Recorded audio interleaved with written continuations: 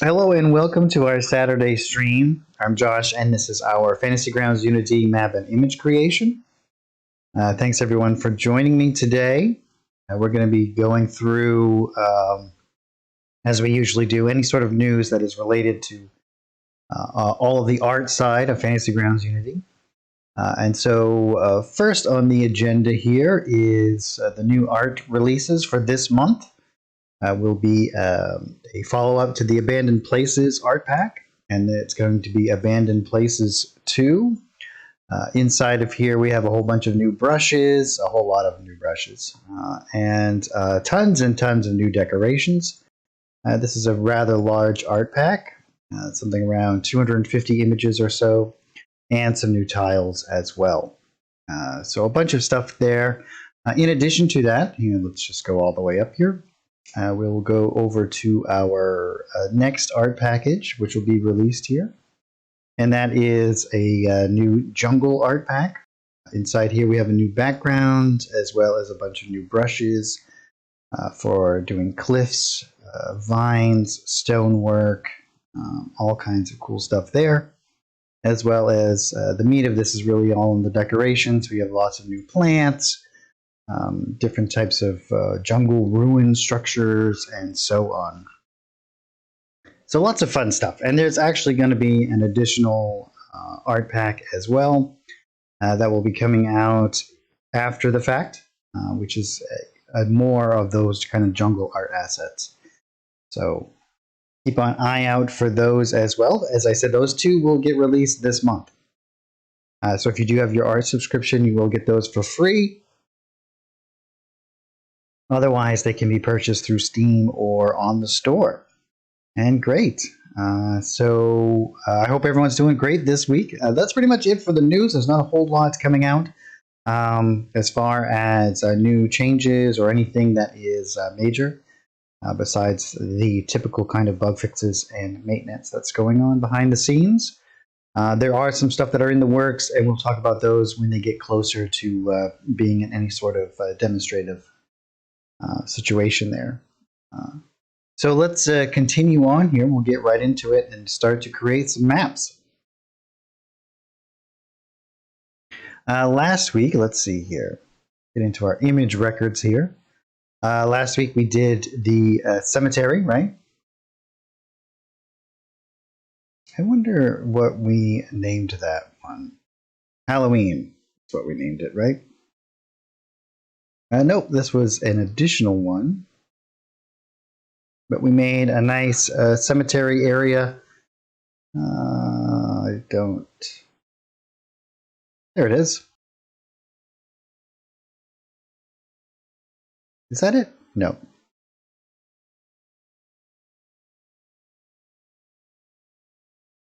I don't remember what we named it.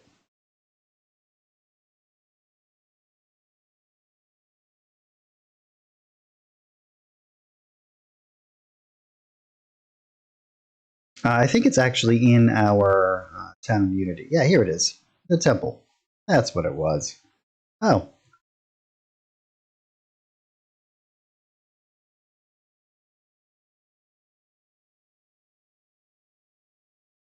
I seem to run into a little issue there. Let's see what we do.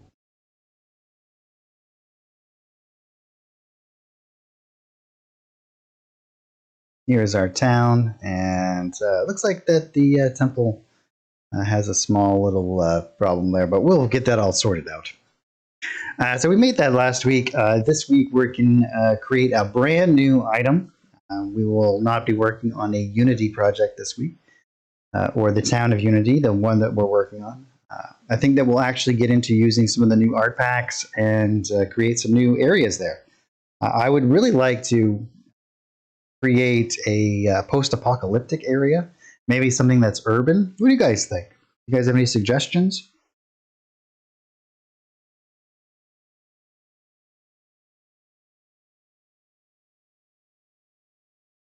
We'll go into our area over here. All right, well, I'm just going to start creating. If you guys have any sort of suggestions, just throw it into chat and we'll see what we can do as far as that goes. I'm going to set up my workspace here as I often do. Move this over. So I'm going to primarily be using, or we could create a new jungle scene. It's completely up to you guys. But we'll be using the new abandoned places, which I think is great. We have all of this cool new stuff. And there's a whole bunch of new assets in the abandoned places too for creating these kind of like cool urban environments. As you can see, we can do like rooftops with lots of, yeah, like Mad Max or Car Wars. But I'm thinking more of like an urban area rather than like an open concept, like it, because that would be just like a classic kind of desert scene or whatnot for like Mad Max. But you could do like junk piles and things along those lines. I mean, all of these art packs are interchangeable, so we could certainly do something along those lines. But I think what we'll do is actually create an area that is more a city oriented, maybe in a not a large scale city, nothing too crazy, but I want to do a lot of like standardized structures and that kind of stuff.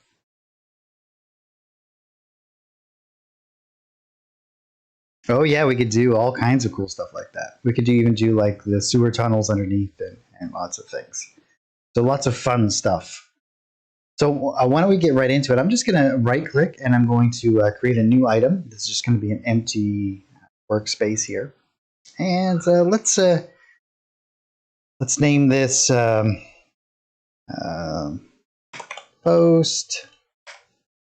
And then I'm going to call this, we'll just do a little bit of abbreviation here. And then we'll do urban. And that way we'll have a good understanding about what this is supposed to entail here.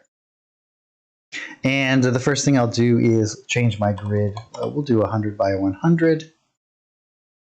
And we'll just find some nice, we can close down our image panel here. And I'll rearrange this a little bit so we can kind of work on that. And inside of here, we don't have any actual, in the two art packs, there's no background image to just drag and drop out here.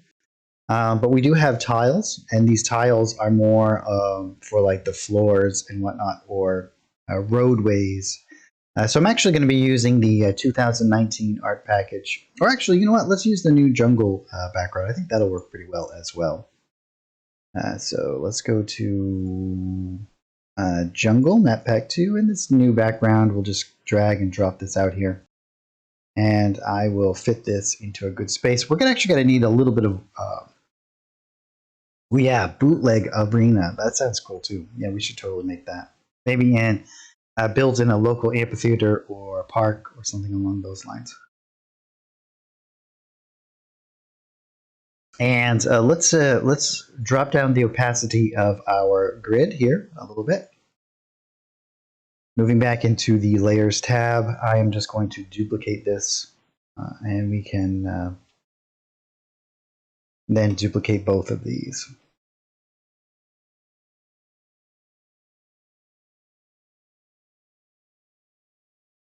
And this gives us a rather large workspace.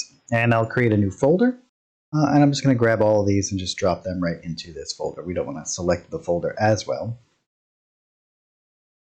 And we can rename this folder to be our ground. And you can see we have a 50 by 50 grid space, each at about 100 pixels or thereabouts. That's what it's kind of referring to, or 100 units of measurement. It's not really pixels because our workspace is independent of how far we've zoomed in and so on and so forth. Now what we can do is begin to build up all of the other cool kind of elements that we might want to do inside of here. So the first thing that we'll do to kind of give us a really good understanding of this is I want to do like an actual urban environment, so it'll be set up in blocks. And if we have this kind of understanding that each square is about 5 feet, that kind of traditional square or grid setup that we might have in most games like Dungeons and Dragons and so on, then we can kind of start to understand our dimensions here, right? Like we want to make everything that's kind of a relative to a workable map space here. And so what we'll do is we'll go into the, I think the first one has some nice tiles in here. And in these tiles, we have some road systems, and this is all kind of set up to be like drag and drop, as you can see. And these will all just kind of fit seamlessly together here. And what we can do is kind of build out, and we don't really need, we can do this with brushes as well and paint these out, but this is going to give us a little bit more control and understanding of how the system is going to work here, right? So we wanted to create these little intersections and whatnot. And then we also have these kind of sidewalk pieces, and these will just kind of snap right in along these elements as well. We also have some additional kind of elements that we can build off of these. So what we're going to do is just kind of create a little bit of an environment here and then start to build off of it. I don't want it to be too rigid, because we want to really have that feeling that nature has really taken its toll on certain elements here. We can put this down and whatnot. So we can kind of just start to build these out. Now, the easy way to do this, if we're going to be using it as this kind of tile system, is I can take whatever I'm going to be using most often, and I can just kind of plug it right in here. And that's going to allow me to just kind of paint these out by snapping them to the grid here. And then once these are, I can switch over to the selection and I can manipulate these a little bit further here. You might want to flip it to be something like this. And again, I'm not going to worry too much. We're going to be painting over this, you know, the ins and outs. We're going to be doing lots of textures. We're going to be creating a really kind of feel as though that this environment has been really kind of gone through the test of time here. So we can kind of drop in a couple of these, and maybe we'll do one more over there. But as I said, I don't want to get too crazy with this.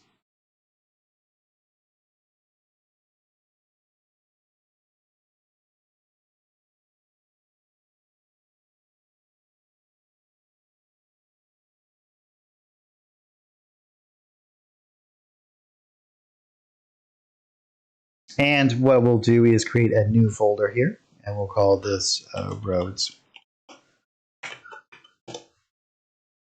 And we'll just drop this underneath our sidewalk.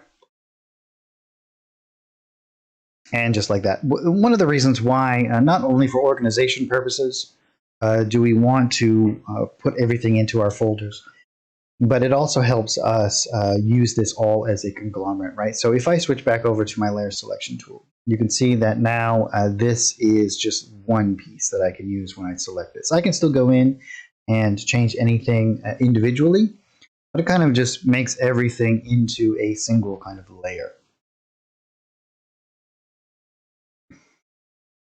And with our sidewalks, we have something similar, right? So we can just kind of build out some sidewalks here. Looks like it's a little bit off.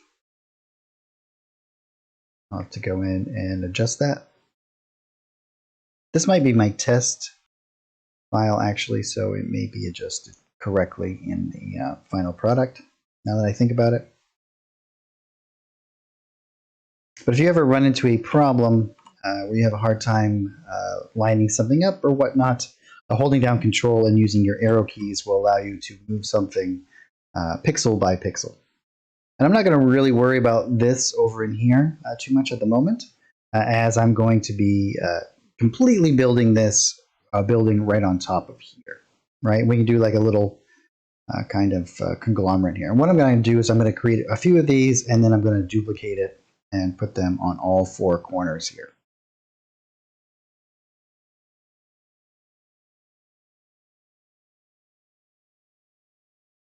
And I'm going to hold down Control so it doesn't snap to the grid. I'm just going to kind of place it over like this. And then I can grab all of these and duplicate those. And I'm going to flip them, well, let's flip them this way, holding down Control. can now move them without worrying about the grid interfering with where I want to place them. And we'll do something like this.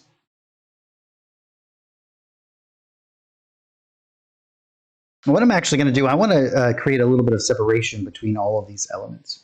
So let's create another folder, and I'll put this one, and we'll call this one sidewalks. And let's grab all of these elements and drop them right onto that as well. Now what I can do is interact with these independently. I can add whatever I wish or change whatever I wish, and it will affect all of the different elements that are inside there. So to create a little bit of separation between the sidewalks and the roadway, as you can see here, they're quite similar. What I can do is I can either maybe just drop down the opacity. You can see that we could see some of that stuff that's coming through in the bottom. But I can also change the color. Like if I wanted to make the roadway a bit darker, for example, I could change all of these down to like 200, and that's going to darken that up.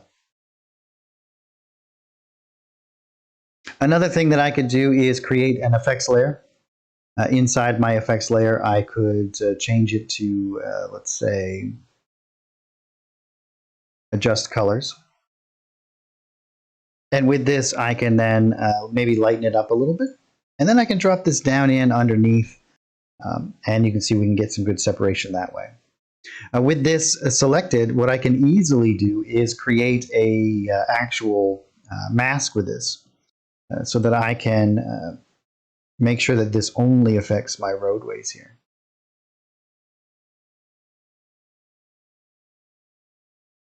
And I'll blur that out a little bit. And then we can kind of readjust this to figure out exactly what we might want it to be. And maybe we want to emphasize the green a little bit more, or so on. You have total control of all of these factors. We can use this in tandem with all of the other systems. I can go into the roadway, for example, switch back over to the Layers tab, and readjust some of these colors as well. Maybe I want to make it a little bit more or less, whatever I want to do here. I can also come back in and readjust this in any way that I see fit after the fact as well. We can go into our Adjust or our Effects tab here. And if I want to instead make it a little bit darker, I can do this.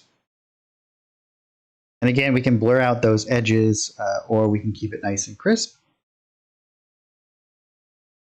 And as you can see, if we make this very extreme, you can see how that blur really affects these elements.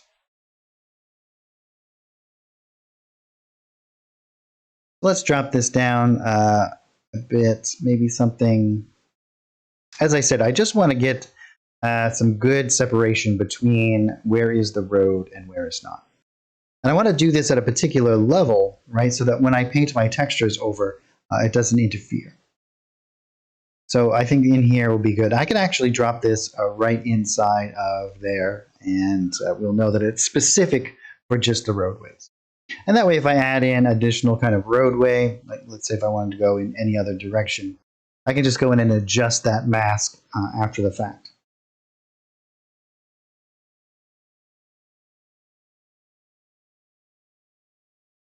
Great, now we have a pretty good base for what we're going to do here. I think I'm just going to go into the sidewalks, and I will grab some of these and we'll duplicate these as well. And I'll just kind of bring this down. And again, I'm just going to hold down Control and kind of line that up. And I'm not going to worry about this weird kind of interaction that I'm doing. It's all going to work out in the end. And I'll just zoom in to make sure that that's pretty good. Yeah, that's pretty good.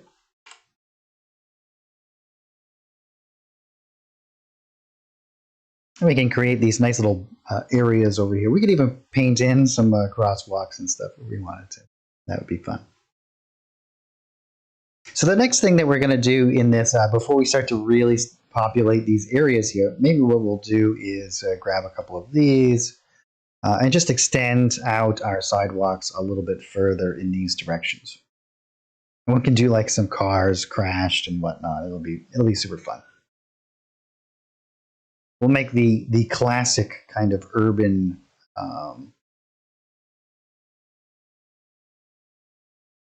environment here, or a post-apocalyptic setting.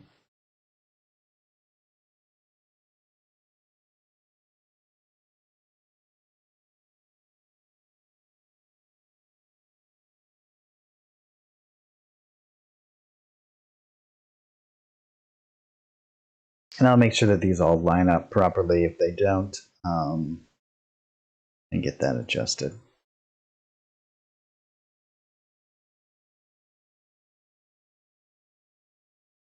And then we can duplicate this one.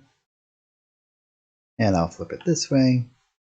And we can drop it right in there. You can see we really started to create a nice little environment. Let me just grab this guy and make sure that that is a nice little seamless kind of connection there. And that one's got to go up a couple of pixels. And everything that we make on the stream will be made available onto the Forge. So you can keep an eye out for all of these fun things. Now, as long as you have the art subscription or own any of the art packs that we're actually using, all of them will be able to be used by you. Great. So now from this kind of this kind of constructed area, right? Like we have our base, we have our understanding of all of the different parameters that we're going to be building. So the first thing I'm going to do is I'm going to create a new painting layer, and I'm going to drop this down in underneath my sidewalks. So this is where I'm going to start to blend in this road. I want it to kind of feel like there is lots of different textures, lots of different dirt and whatnot that's kind of washed out certain areas. So maybe we'll even do, we might even want to do it above our sidewalks, not in our sidewalks area here, but above it. Right there. So we can kind of paint in. We'll probably actually do two of these, actually. Why don't we do one that's below and one that's above? Because we're going to want to kind of fade out some of the stuff as well. But I really want to get some additional kind of elements in through there. So in this one, we have this kind of like grimy kind of texture that we can use on certain things. And I don't think that there are any additional ones in here. Yeah, it's this kind of stuff. So I'm actually going to go into the 2019 art pack. And in here we have lots of cool textures and whatnot. We have a ton of different textures throughout many of the different art packs.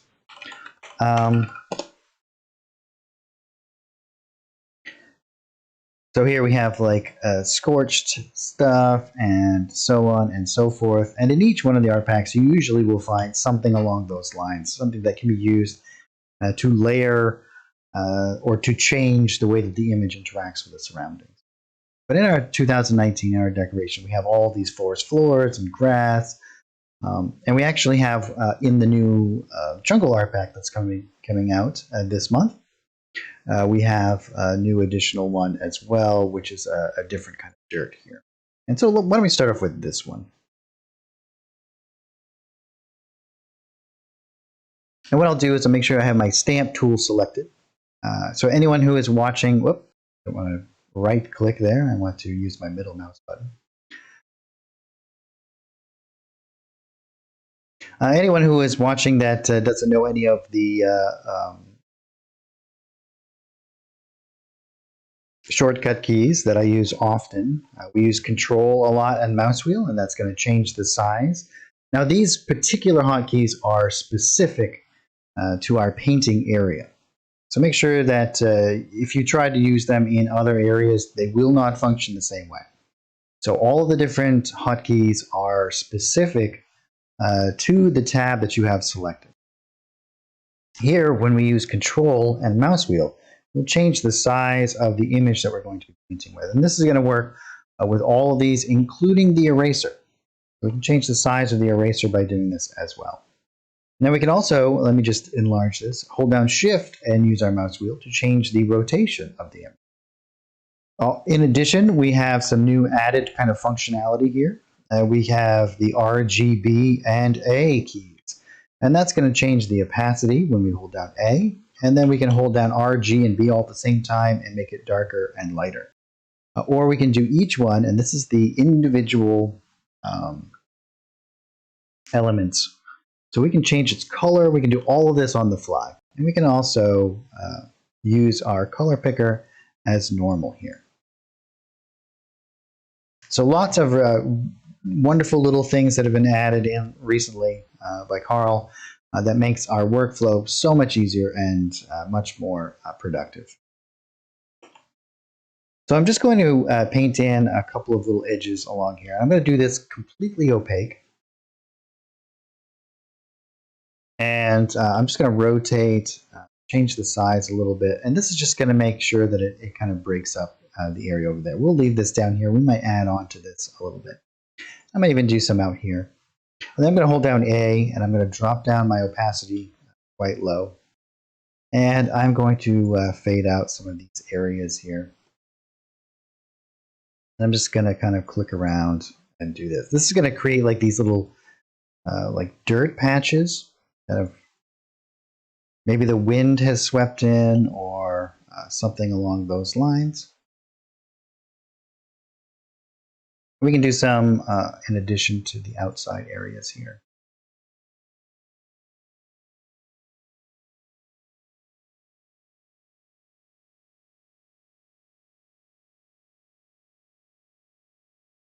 Great.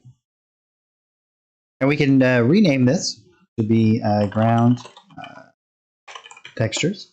And this is going to be all of the different ground textures that we might use, right? Like we can do this throughout many different layers, but this is only specifically for the ground, which we're kind of is the road and behind everything.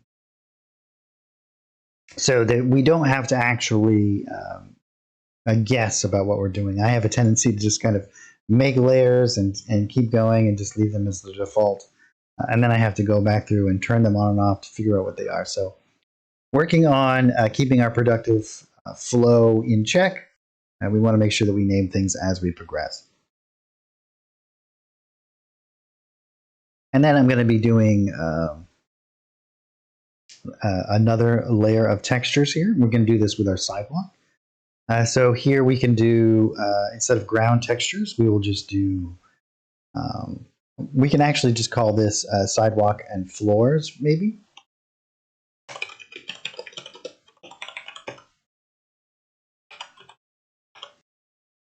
Well, we'll do it like that so that we don't run out of too much space. Yes, we'll have to do lots of leaves and twigs. It's a great suggestion. Oh yes, the RGBA hotkeys I think are fantastic. It makes things so much easier. And so what we'll be doing now is I'm going to use exactly the same kind of thing. And we might be using this a lot. And so a nice way for us to maintain our workflow here is I'll grab this and drop this right down into our hotkeys here. So that way we can actually access it whenever we wish. Right, so this is going to be right down here.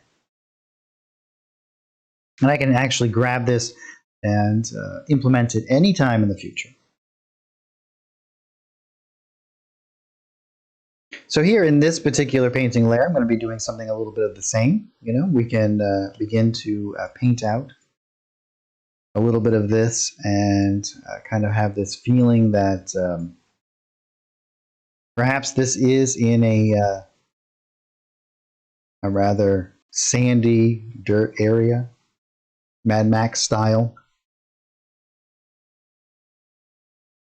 And I can drop down my opacity and make this fade out as much as I wish. As you can see, we can really do a nice kind of gradual fade if we wanted to.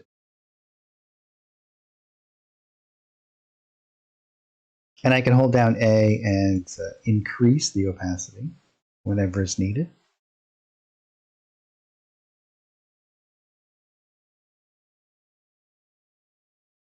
And now that these things are independent, as you can see,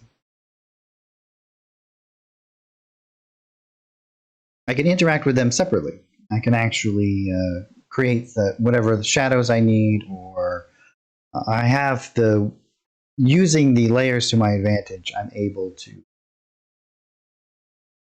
much more easily interact with what is above and what is below. And that's kind of exactly what we want to do. And I'm going to be putting my floors on the same level underneath here. And we'll actually paint those out. I'll show how we can do that as well. But before we do our floors, we'll do our walls of our structures. And we'll do the interior of at least one of the structures. And we'll do the exterior of at least 3 of these corners. I want to do something here, here, and here. We'll do this little like cross section here, this little intersection.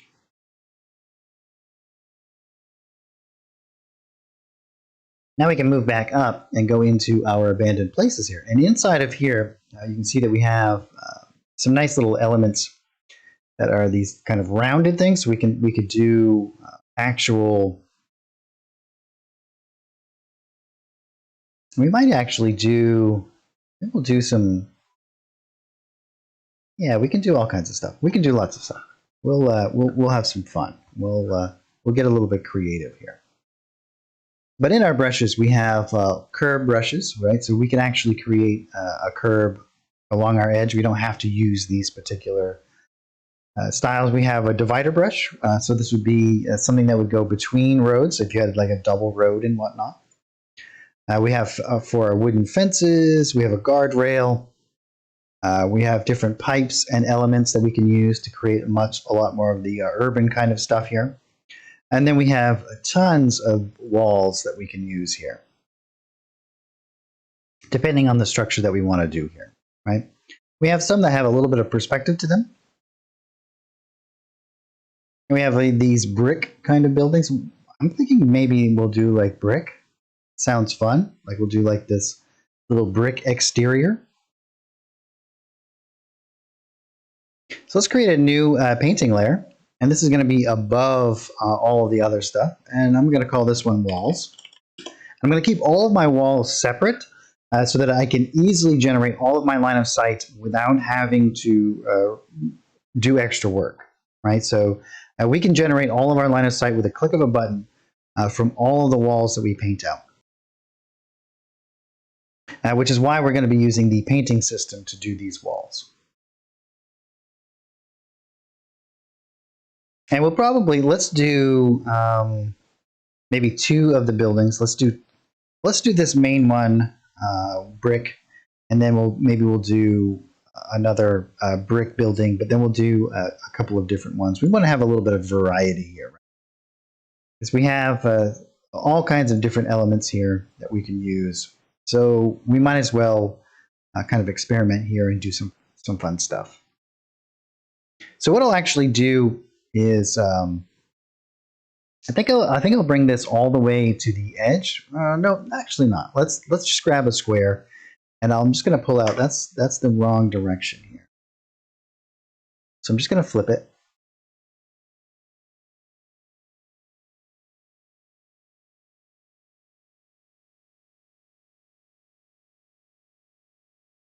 And that's going to create our entire exterior here. And then what I can do is I can come back in with my eraser and I can erase out, and that's a little bit off of where I want it, and also in the size. So what I can actually do is go back into, after I painted it, go into my Layers tab, and with this selected, I can now still move it around, get it to the position that I want. I want it to be away from the road here a little bit, kind of like the urban style that it is. And then I can also adjust the size of it.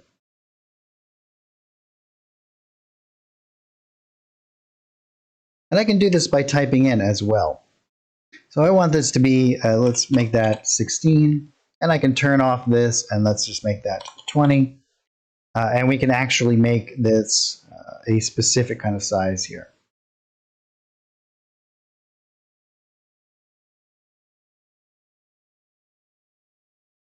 Okay, so you can start with a blank canvas, JRock, by going into your images and just right-clicking and create item. And that'll create a completely blank area for you to start with.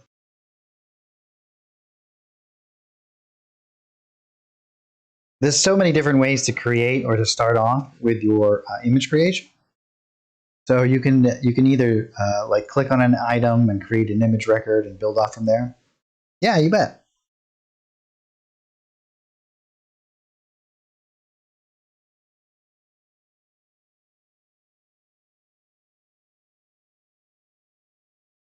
I'm actually, you know what? I think what I'm going to actually do is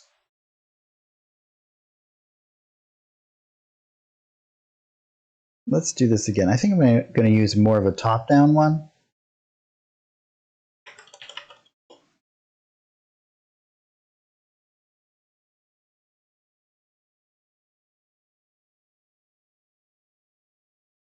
I think that this is going to work better because we can use this for the exterior and interior. And I think what we'll do is make this,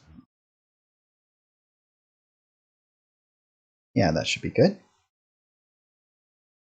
And then again, let's see, make sure that we flip that.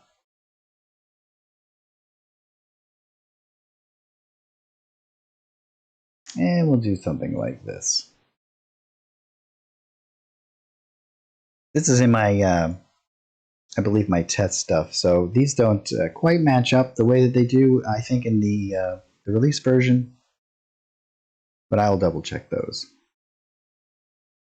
Quite certain that they, I went through and made sure all of these were seamless.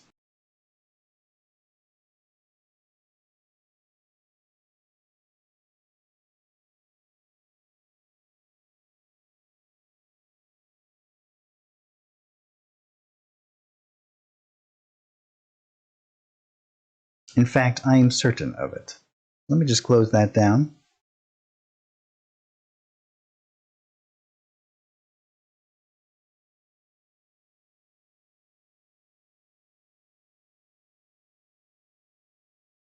Let me just move this over and expand that back.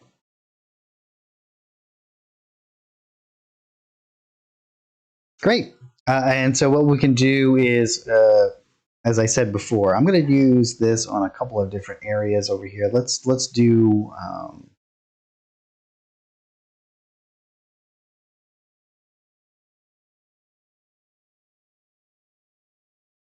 this one looks good.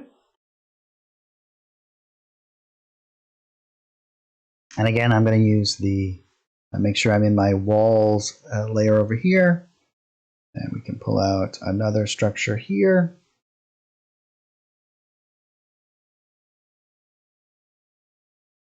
And I'm actually going to start up in the corner, kind of pull it around. I want there to be a decent amount of sidewalk space because I want to actually create, I want to do all the cool little stuff we want to be placing around and whatnot.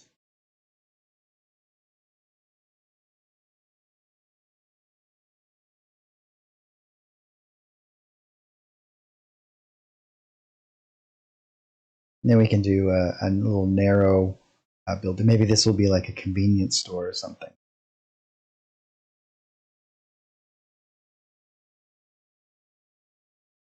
So these would be kind of like smaller buildings, maybe only 2 or 3 stories in these particular areas here. And then we'll leave this one open. Maybe we'll just do like some cement structures over here and whatnot.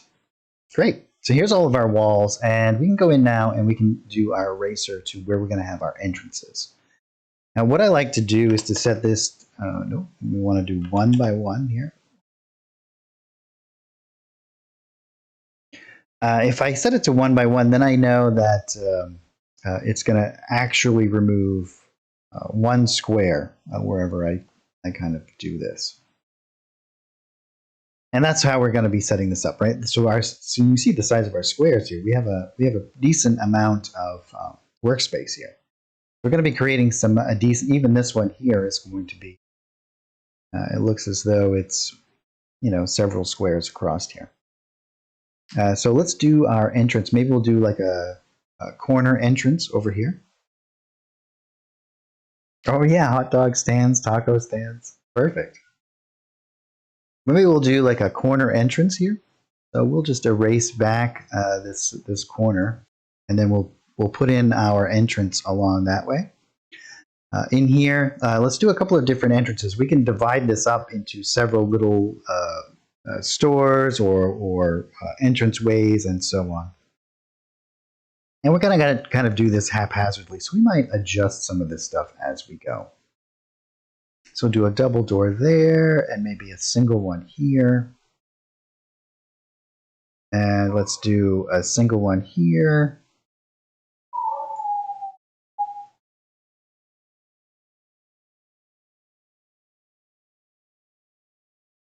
And we can do one over here.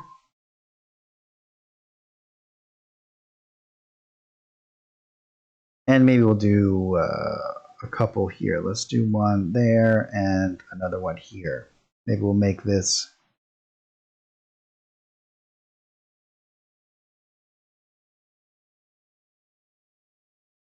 Yeah, that should be totally fixed, JY.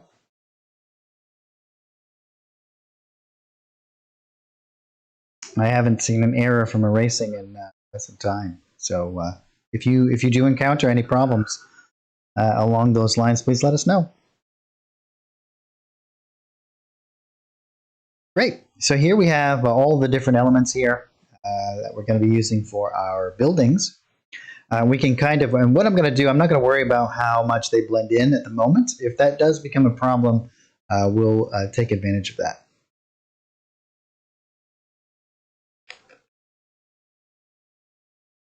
What do you mean by the free drawing tool? Do you mean in the actual play mode? This drawing tool?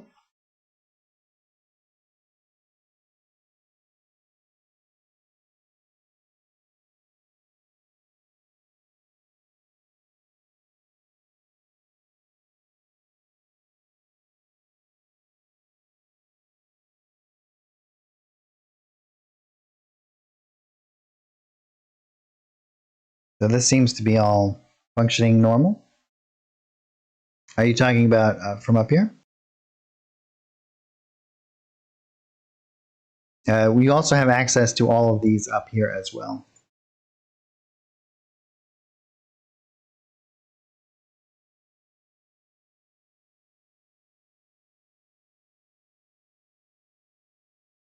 These don't seem to be functioning at the moment.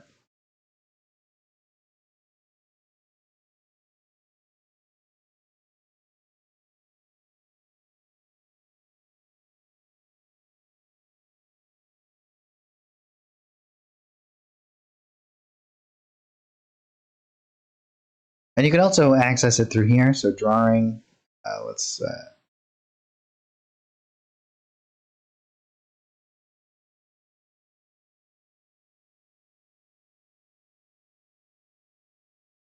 you can lock the drawing layer now.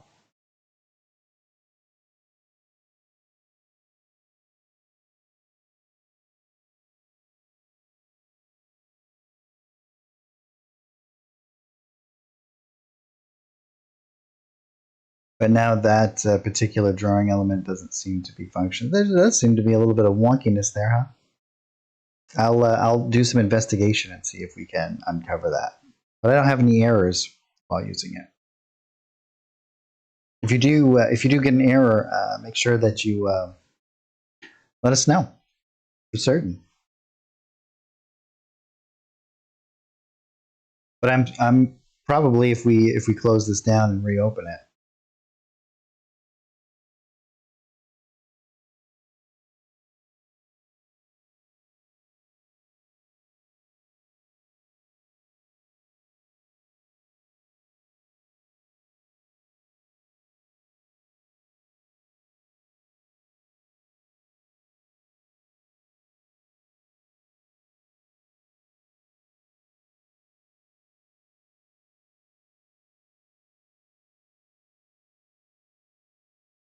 What do we call it? I've totally forgotten now. Oh, here we go. Oh, look, now they're there. Interesting.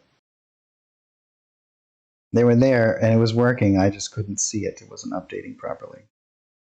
But here, all these all erase properly with no errors.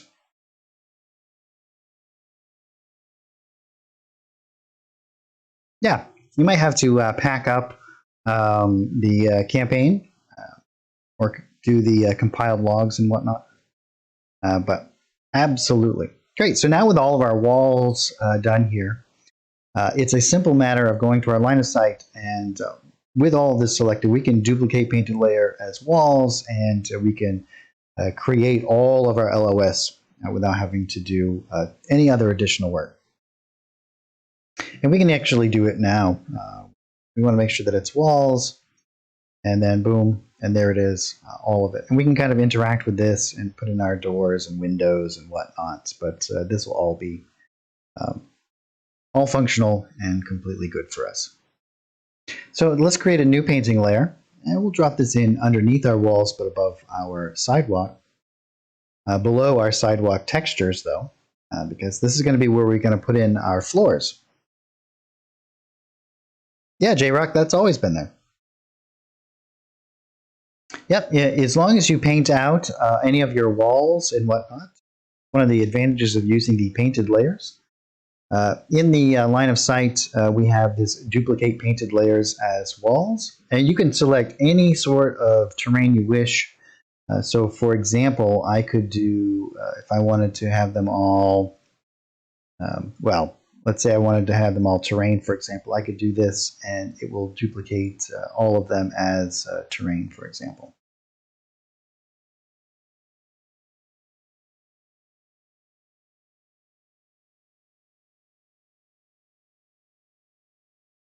Oh no, well, I wouldn't exactly say you wasted a lot of time, but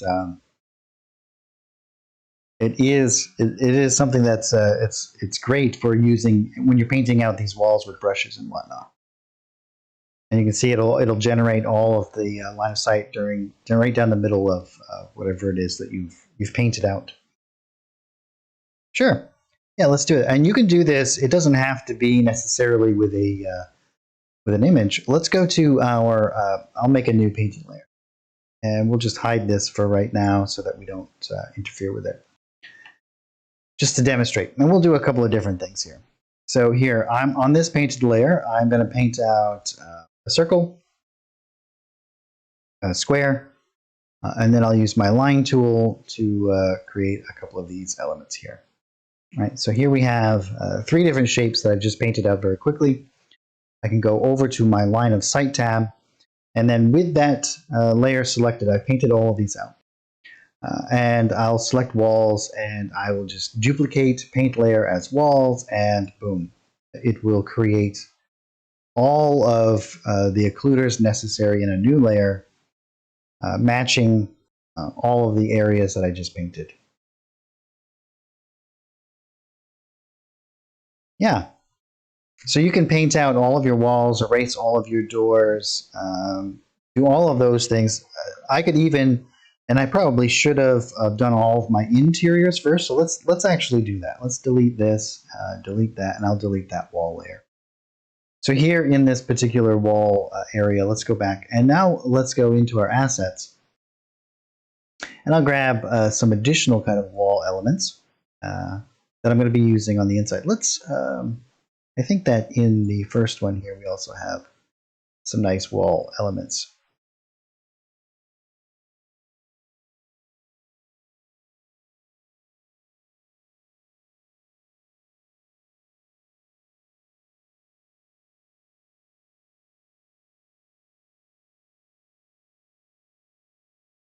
This looks like, again, something similar. Sure. Let's grab something like this. We'll do our interior walls, maybe with something like this. Or maybe this one.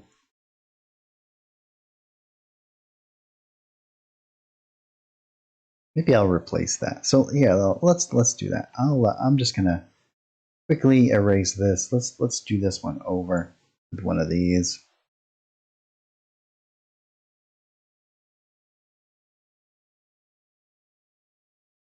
Yeah, that should be good.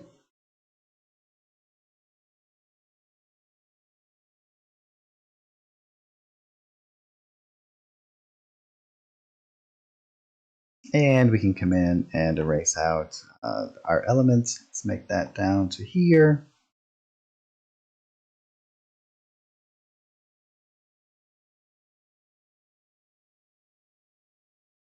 Erase out a couple of doorways. Yeah, that'll be fine. Let's just do that. And then I'll grab this one. No, let's do this one. This one. We'll do this for our interior walls. And what I'll actually do is kind of just build right off of that edge.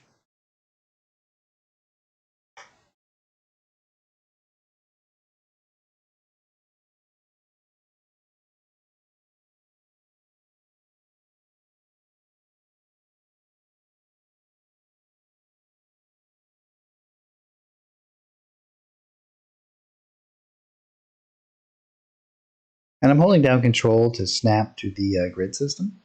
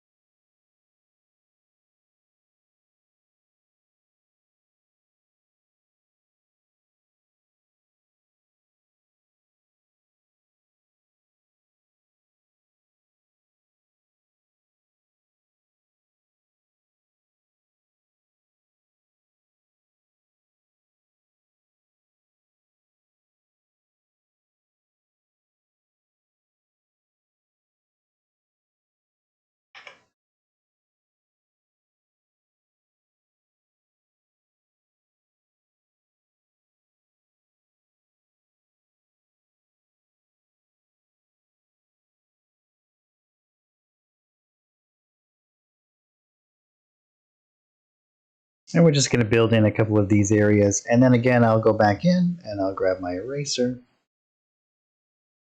And we'll do a door here. And one here.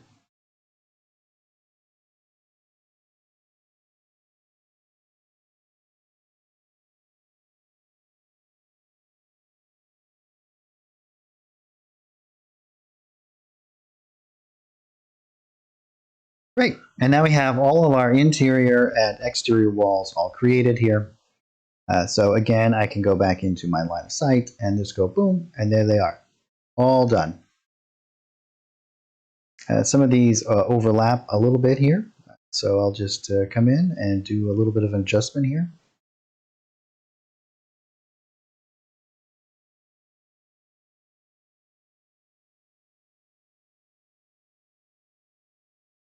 And that's just because that's how I painted them.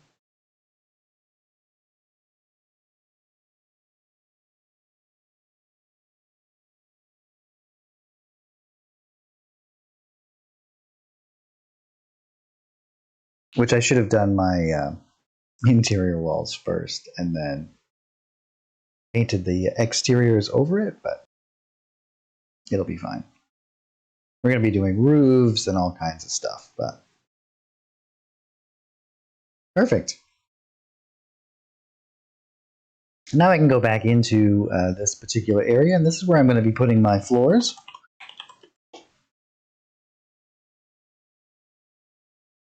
And in here, in our tiles here, we have all kinds of cool floors that we can use to do some of these interiors, right? So we have this nice checkered floor.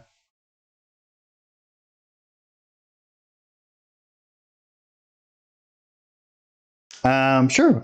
Well, I'm not exactly sure who's doing those projects, J-Rock. Oh, if it's a wall or not? Because you can't really actually see the wall. They do the LOS right up to the edge. Sure, I can certainly bring that up in the meeting on Monday. Absolutely. No problem. So what I'm actually going to do is take something like this, and I'm going to stamp this in. We're going to be doing a little diagonal door there. So I'm just going to be holding down Control and kind of snap that right into place. And then I can rotate this. And this is going to be a little bit, actually, you know what we should do? I'm going to change the size of that so this is going to be a little bit,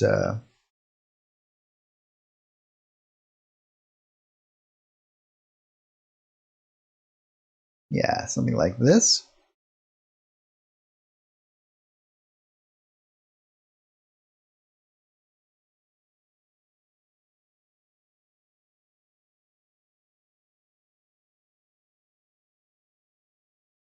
This way I can kind of stamp right over some of these elements. And then we have some of these cool kind of things too. Let's do one so that it kind of fades out here a little bit. We can create, and we're going to keep these all 2 by 2. And then maybe we'll do one of these. Whoops, I don't want that. I want that.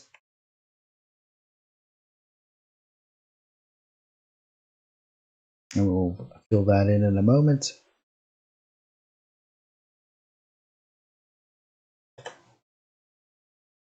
And I'm just going to stamp this right along here.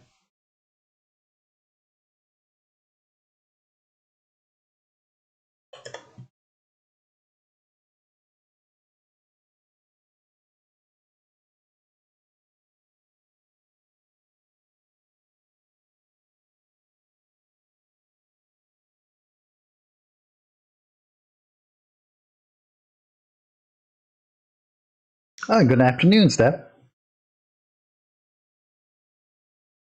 Hope you're doing quite well.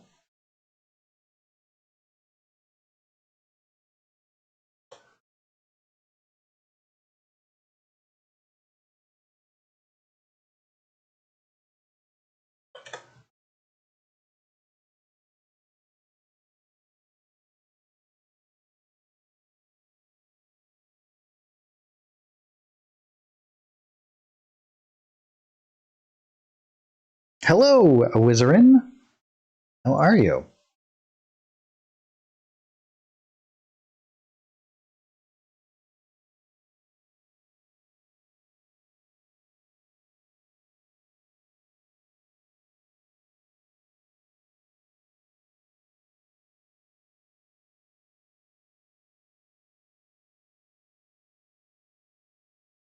So here we have this nice kind of checker floor pattern out here. Should probably do one here too, or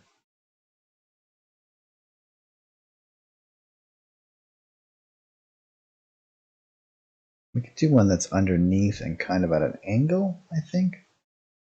Could be. We'll see. We'll see how this interacts here. We could always do like a door jamb underneath and whatnot. And then we can grab some additional kind of floor elements.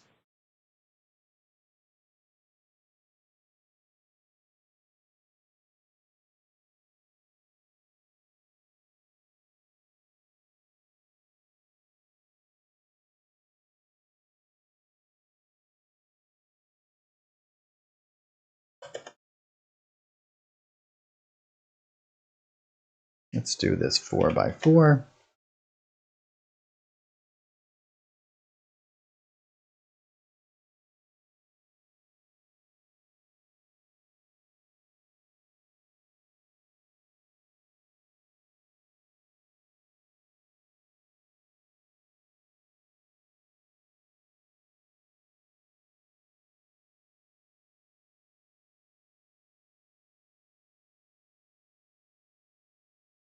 Oh, well, thanks so much. I appreciate that.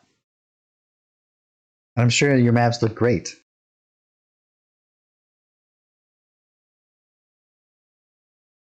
Yes, Wizard, we actually already just created our line of sight for all of our walls, but we're going to be doing lots of other stuff, adding windows and doors and tons of stuff.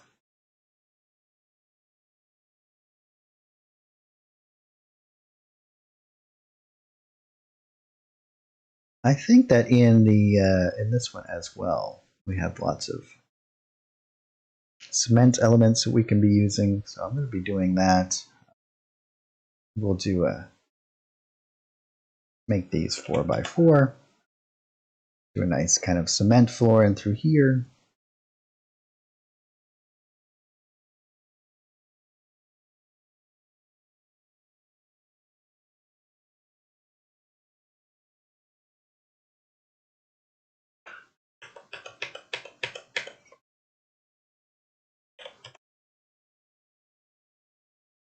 No, these would be more for outdoor. Let's stick with the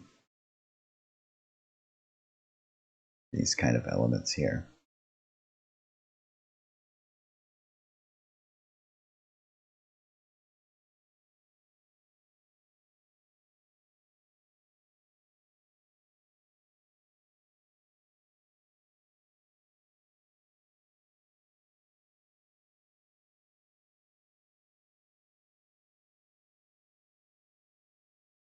I'm going to go with a lighter one, I think.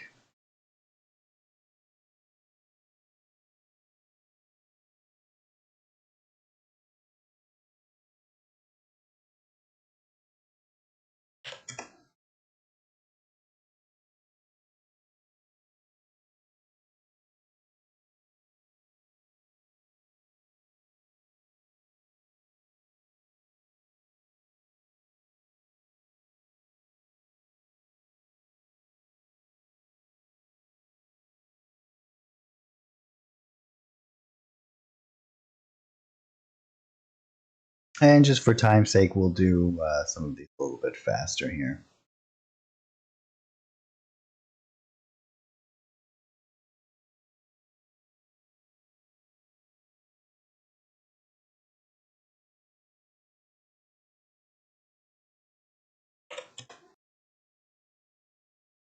Well, actually, you know what? Let's just use this one.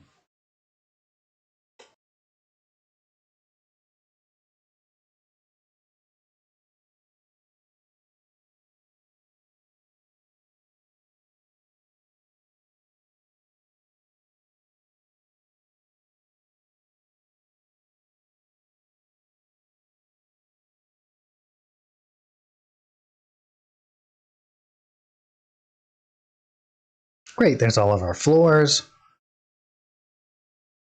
We have all of our line of sight done. And once we do all of our shadows and whatnot, we'll get a lot more separation between all of the different elements. And we won't worry about the roof too much right now. I'm going to go into Abandoned Places 2 and into these tiles, and I'm going to make a little bit of a platform over here. I'm going to do this in the same area of the floors here. I want to keep this fairly the same here.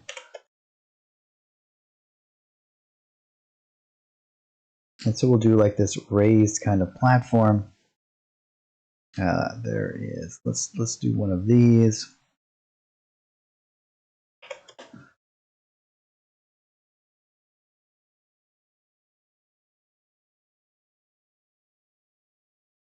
Actually, let's make this like 2x2. A little bit too large there.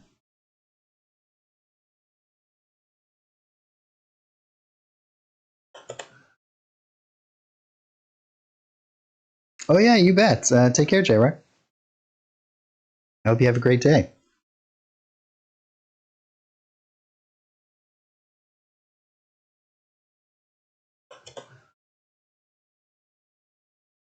And then we'll do one that is completely open here. We'll flip this one and drop that there. Great. This kind of raised platform, and then we can use some of these elements.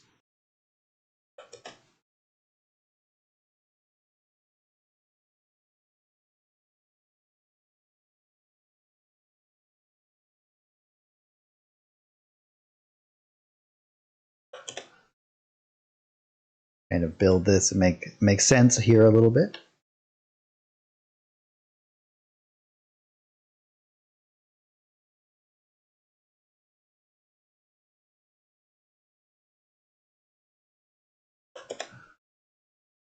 And I'm holding down Control to snap to the grid. And you can see here we can create these nice little areas here. And wherever this might lead up to and what it might go to, we'll have to figure that out as we progress here. And if we go into our decorations, we should have lots of different railings. So I'm just going to type in rail here. Do we have them?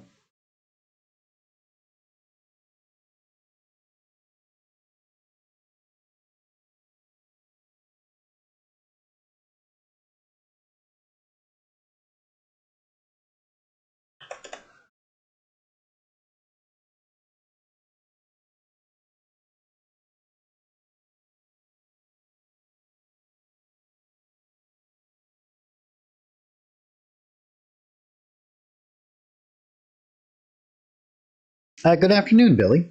Or it should be Bill Yorkfelds. These are, so what we're working with now is Abandoned Places and Abandoned Places 2. Abandoned Places came out this last month in October, and 2 is coming out this month. So if not yet released, it will be shortly. I think Tuesday, maybe.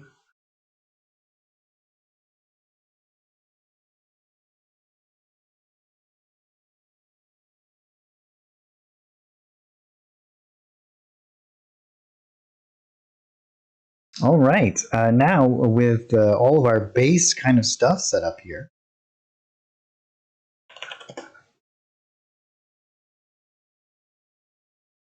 we can start to really create lots of cool stuff. So here, I think we have some. It's all like post-apocalyptic. So it's all like we're actually creating an urban scene today. Like this, the whole idea of like these abandoned places, everything is like fallen apart and has all kinds of grunge and stuff growing upon it. And everything is in a bit of disarray. We're going to be adding in all kinds of cool stuff with this.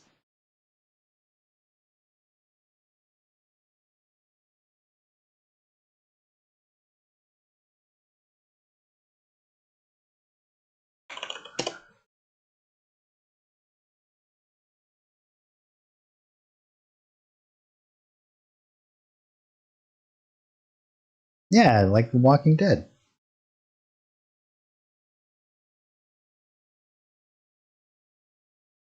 And I'm just going to add this in here. Actually, let's do it on the floors level. No, let's do it on the walls level.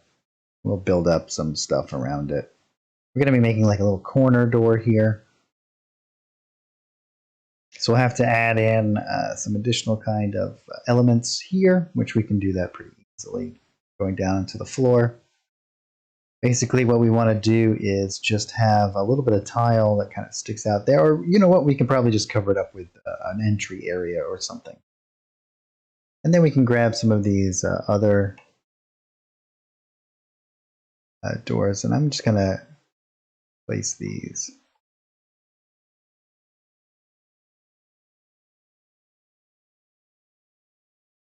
Like this.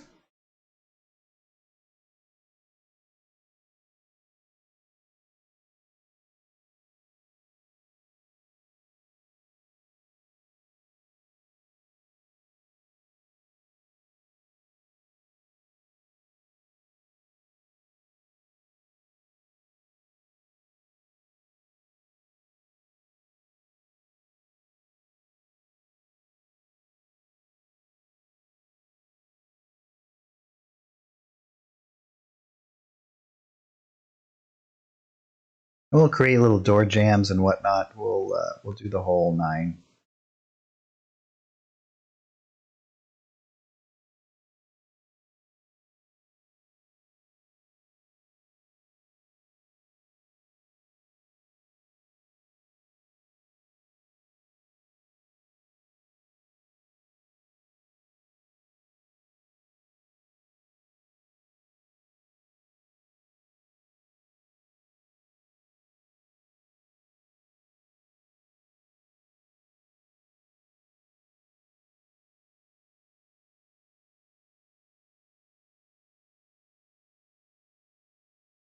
Perfect.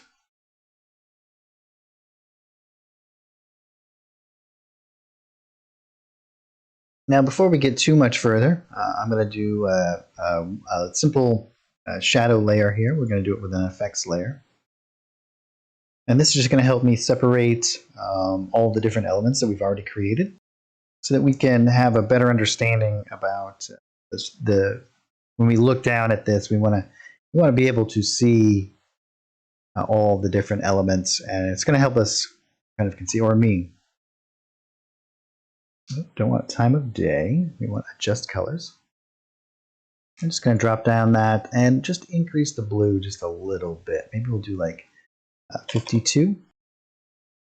Natural shadows on the outside will have a bluish element to them. And we could also do this. I'm going to keep this here for right now. We'll add a mask. But we can also turn on our line of sight and lighting.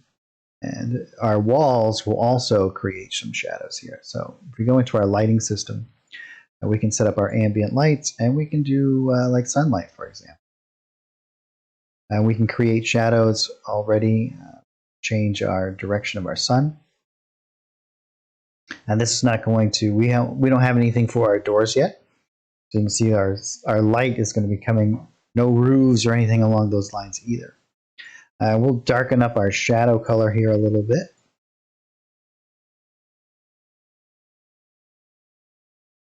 And maybe even increase the opacity. And we want our length to be a bit shorter than that, maybe something along these lines. We want to. And we certainly don't have to use this system, but it is always here for us if we so wish. And we also want to add a mask. We are going to be doing like lighting systems and whatnot. So we want to mask out all the interiors, unless we're going to have no roofs and whatnot.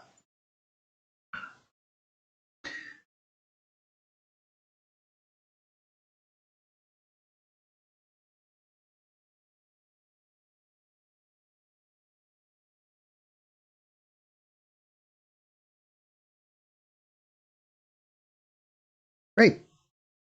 I'm going to turn this off for right now.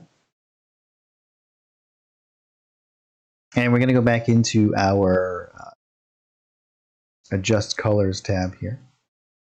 And I'm going to just create some of my own shadows here. So I'm going to go to Reveal Area.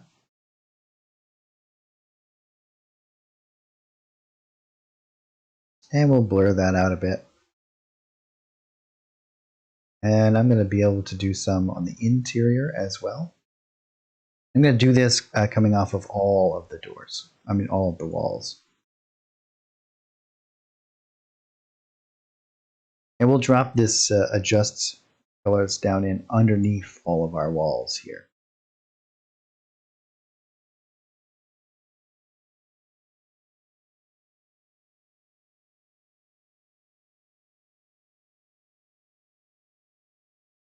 We might even want to darken this up just a little bit.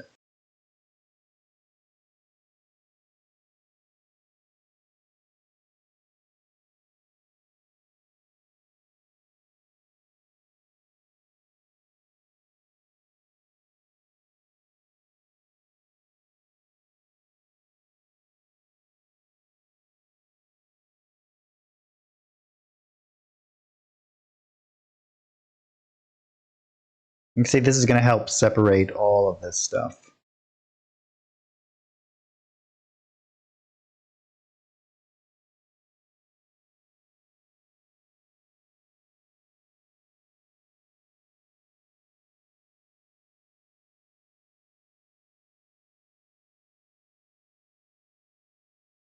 And we're going to need to have some further kind of separation in here as well.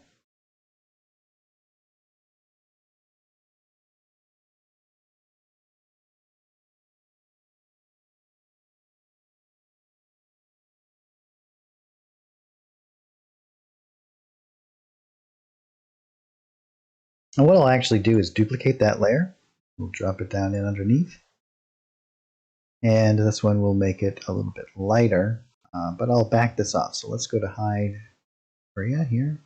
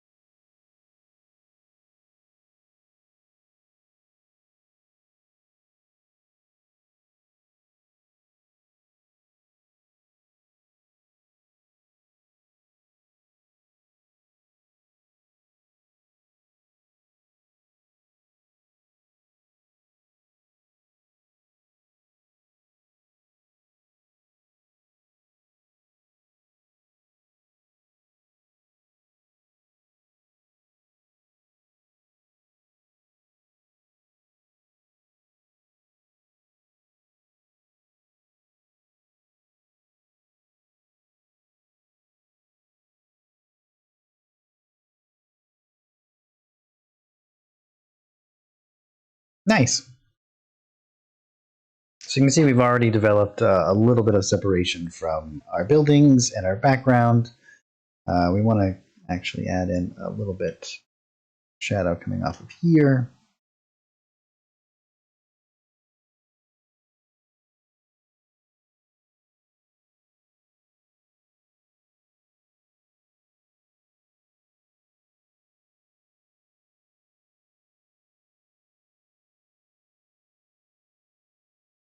Very cool.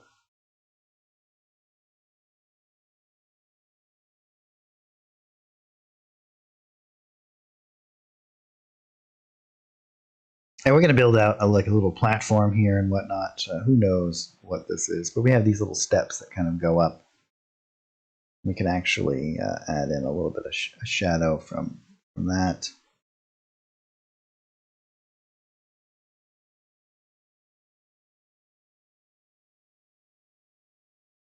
Cool. Now we can start to really get in here and begin to decorate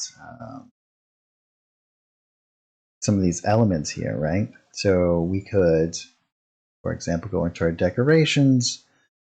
We can grab some of these.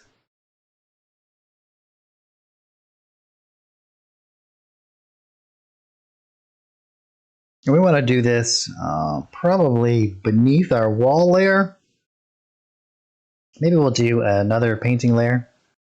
And we'll call this just objects. Oops, not ONG, OBJ.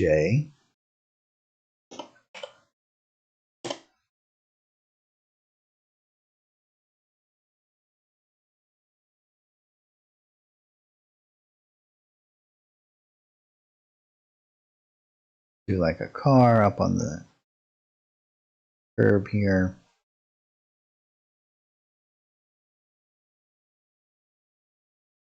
We can adjust its color if so wanted. Maybe we'll make it like reddish. Let's actually grab something different here.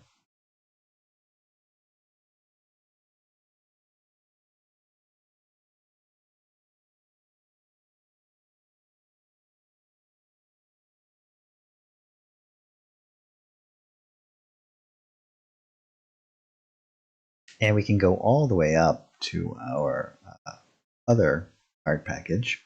And in our decorations, we also have like an ambulance.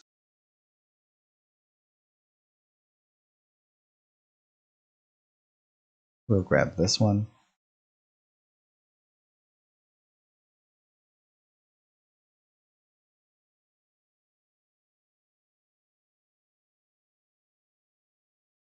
I think what we'll do is we'll have it like up blocking the sidewalk here.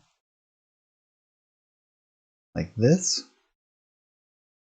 Then we have like some ambulance doors, right? Like they've been ripped off.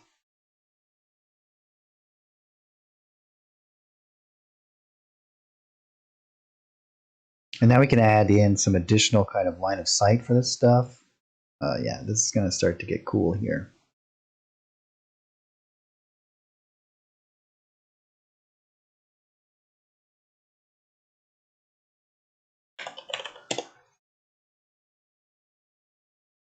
I think we'll go into this one, and here we have some like street.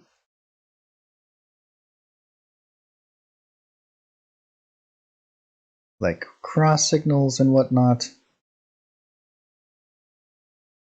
But maybe we should do these ones in a higher. We should.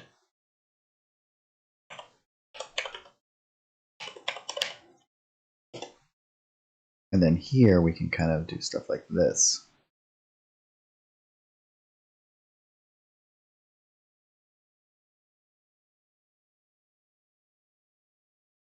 Actually, yeah, let's grab one that is like almost knocked over.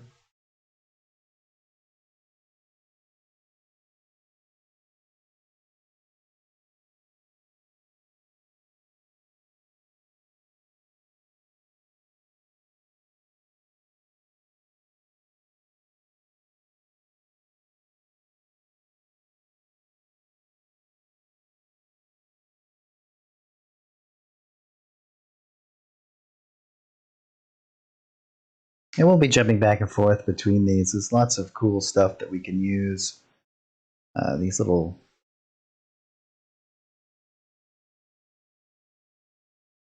dividers and whatnot. We can do like some parking meters.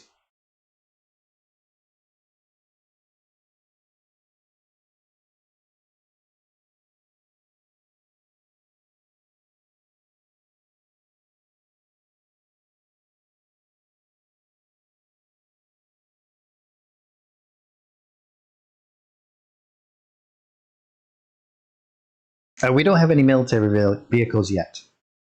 Nope. And depending on, as always, depending on how well particular art packs do, will allow us to expand those more and more. Obviously, fantasy does tend to take up the majority of my time. And then we can grab maybe some these. Oh, we shouldn't have put these in that one. I should erase those, and we'll put them into the lower one.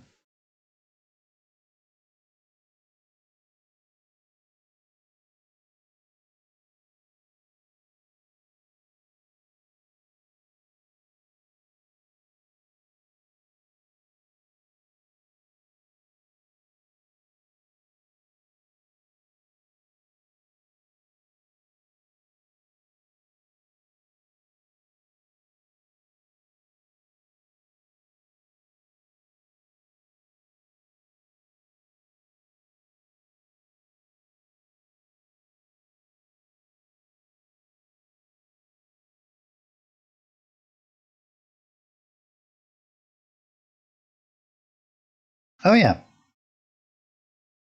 So with the line of sight, sure, we can. Let's do the doors that I just did really quickly.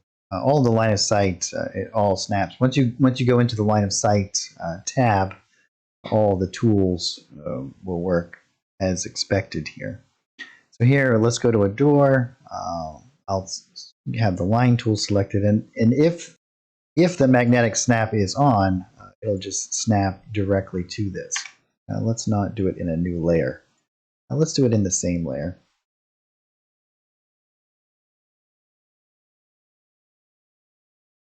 So everything snaps seamlessly together here. And what I'll actually do is, let's grab this.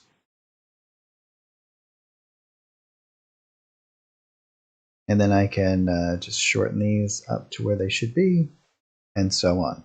It's a very, very easy system to kind of work with.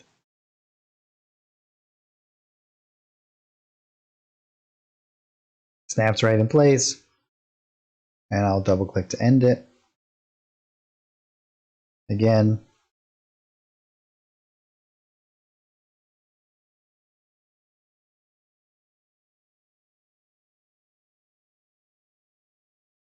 Yeah, you bet.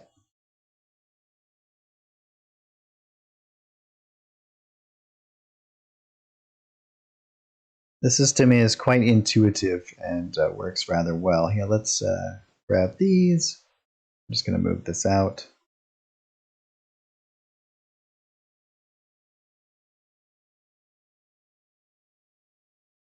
Super easy to do here.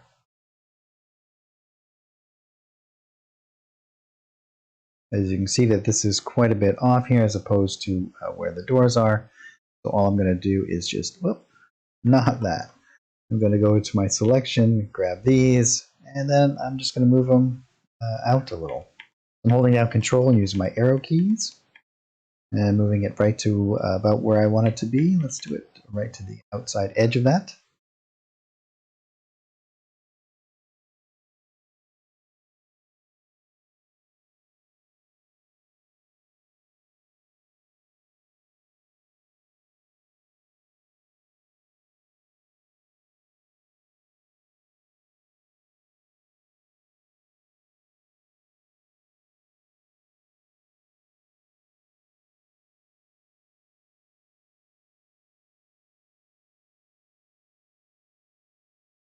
Oh, that's awesome stuff. That sounds super fun.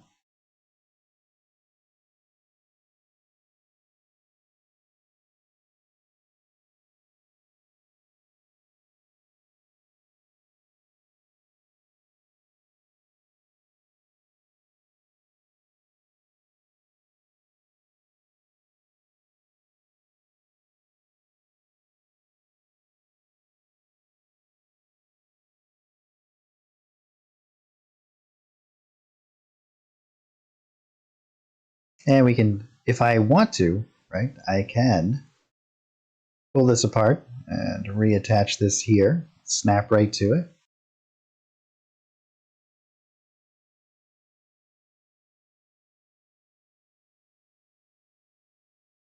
And we can readjust this to line up a little bit better. And so here we have an interesting little interaction here, right? This is a little bit further out than I would like because of the rounded corner. So I'm going to add in some additional points here to readjust that. And what I'm going to do is I'm just going to go like do this and create a couple of extra points. And then I'm going to select the line that I just created and I'm going to delete it. But now I have these extra points which I can now manipulate around this corner.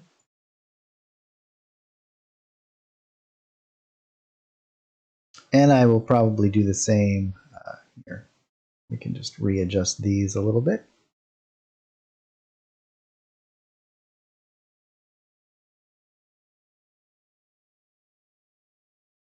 But I think what I'll do is create some additional points here as well.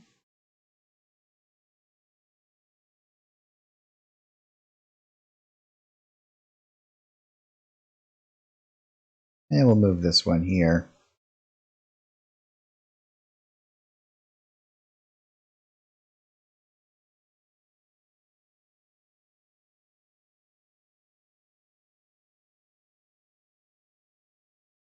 Great.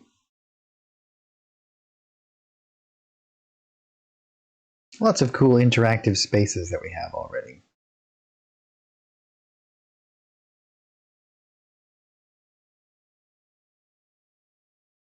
And let's go back to our painting layer here. We'll grab some of this stuff.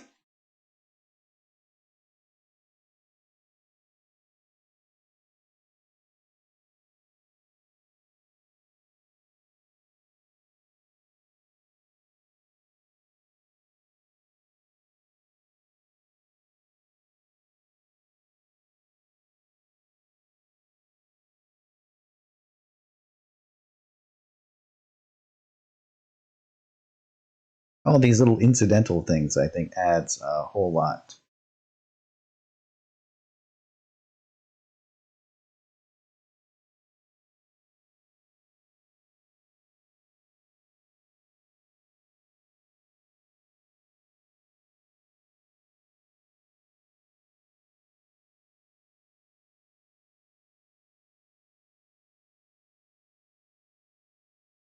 And we have all kinds of cool bits of litter and debris. And now we can really start to decorate. And that's where all of these little elements and whatnot. So maybe we'll grab some papers. We'll go down into our sidewalks and floor texture.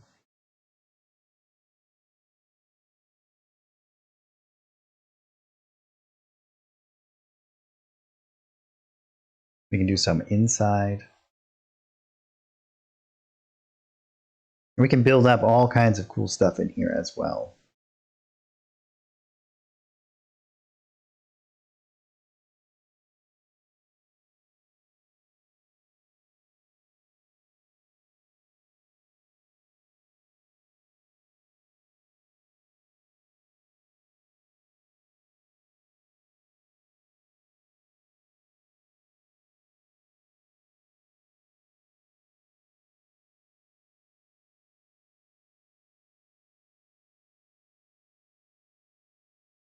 You can do it here. I can demonstrate that. The question is, with magnetic snap-on, how do you start a new line from an existing wall without creating a new point?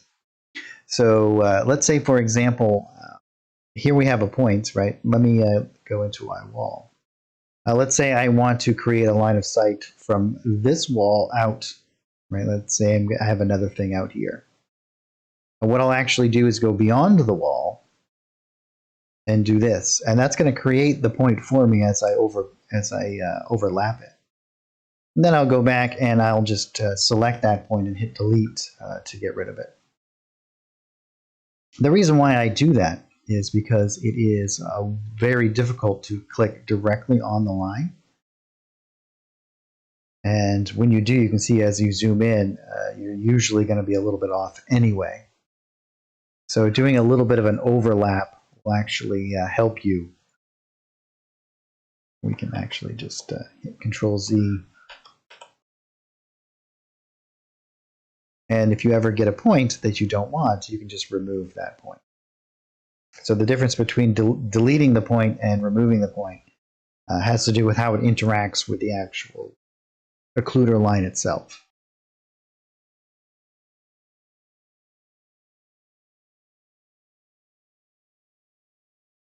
So for example, let's switch to a terrain piece here.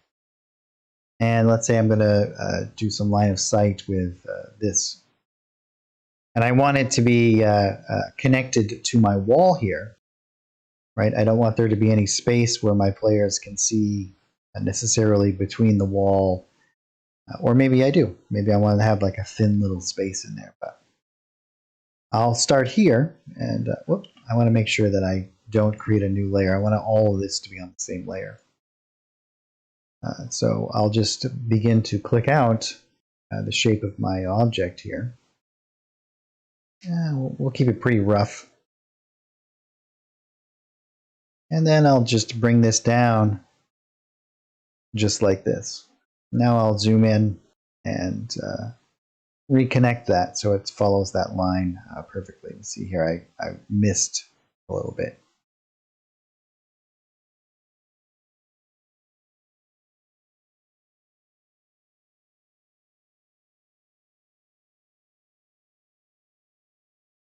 So you just get to select whatever type of occluder you wish, and then you can use any of these tools to begin to start drawing those lines out.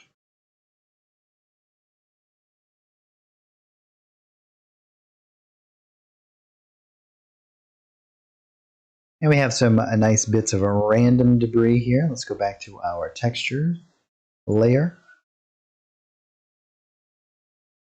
You can have some like just scattered about here.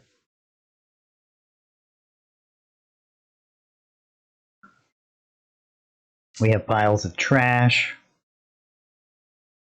trash bags. So we can grab something along these lines. Oh, no problem at all, Wizard. Any questions that you have, please let me know. More than happy to demonstrate and to show you. This would probably not fall under texture. Let's put this in objects.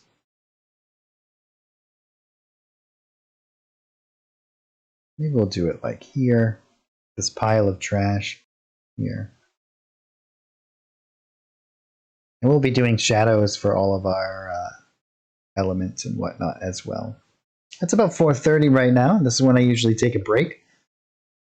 So I'm going to take a very short break. I'm going to heat up my coffee and just stretch my legs for a moment. I'll just be a moment, so please hang out. We usually run till just about 6 o'clock. So we're about halfway through. I'm here most every Saturday from 3 p.m. Eastern Time till just around 6. So please hang on, and I will be right back. Thanks so much, everybody.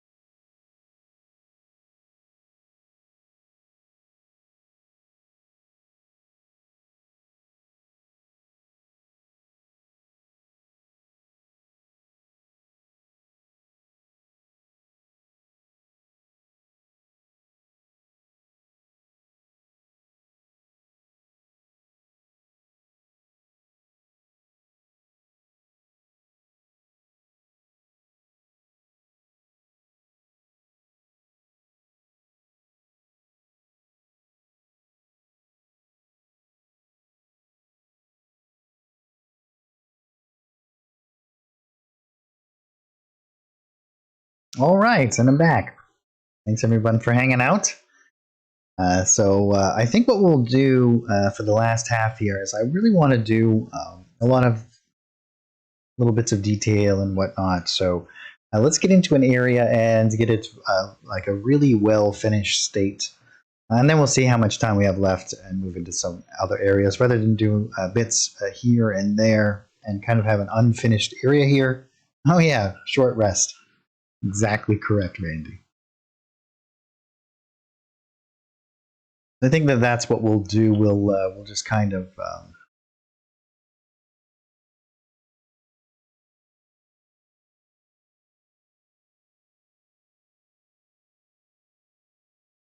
build out some of these areas. I'm going to build this this will be like the back room. Maybe we'll do like a little desk and stuff, but we'll have all kinds of debris, and then we'll do this like a front little like store area here. And maybe we'll set up like some shelves and put some items on it. We'll create like a little area over here where there'll be like a cash register. Maybe we'll do it over here. And then we can maybe do some shelves back here with like some storage and stuff, right? So in this base little area here, even corporate robots have to recharge, that's right. And we can add in some additional kind of elements here.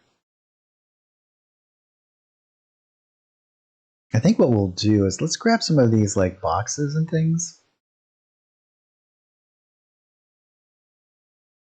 Kind of create, you know, like there's this whole pile of like empty boxes.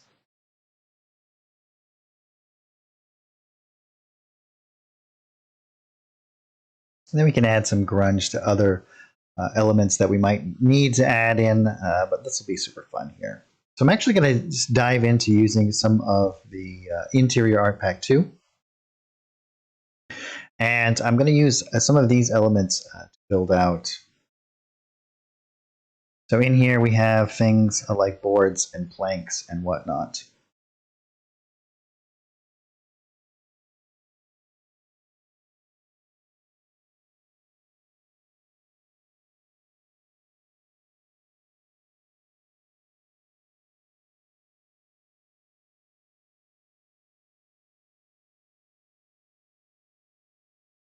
And go down onto the floor area, and I'm just going to start to create like a little bit of a door jamb.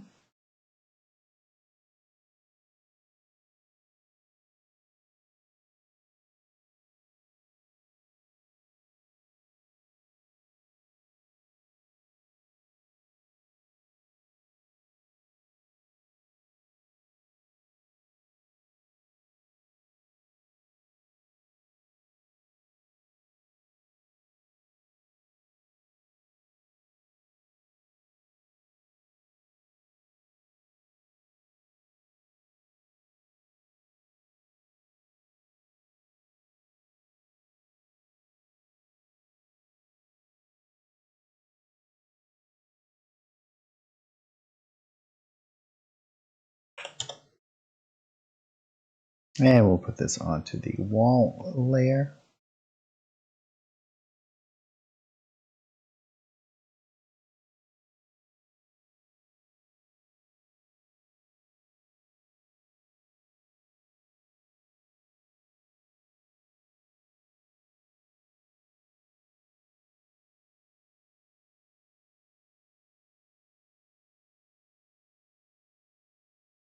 And we can go into our decorations as well. We have furniture and desks and things that we can use.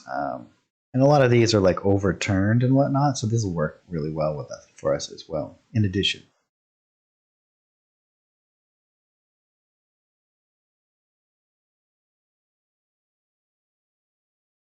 And I might actually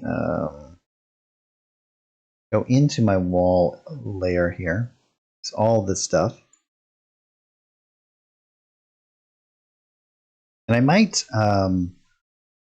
create a black line, like use it to create a line around everything. So I could duplicate this, for example. And this is going to be everything that is in this particular layer here. I'm going to put it on top at first, but just so you guys can see, we'll go into our layers tab here. And I'm going to make it black. And here is all of those walls that we've just created, but in black. And now what I can do is I can just move it ever so slightly. Let's put it underneath here. And if I hold down Control, you can see I'm just going to move it down to the bottom, towards the bottom of the screen. And whatever distance I move it will be like the thickness of the black line that I'll be creating. I'm actually going to create, as you can see here, we have this little black line along the edge. You can use this technique to create a line basically around anything, right? So I can duplicate this again. I can drop this down into this same little area here, and this time let's move it to the top of the screen here. And then actually let's create a folder this for our outline here. And let's drop those right in here. Now when we duplicate both of these,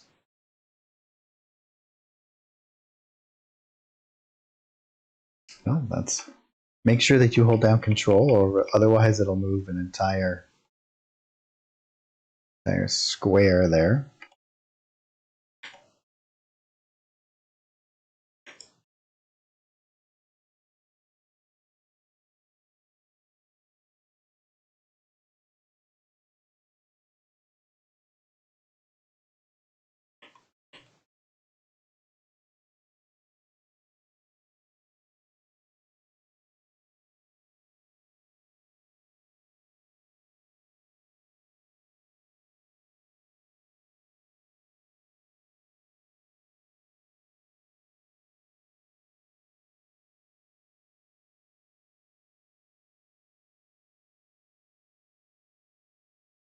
And we can move. I'm going to move this one down.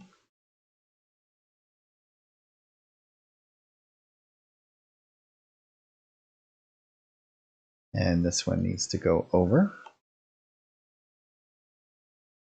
And then I believe this one needs to go over here.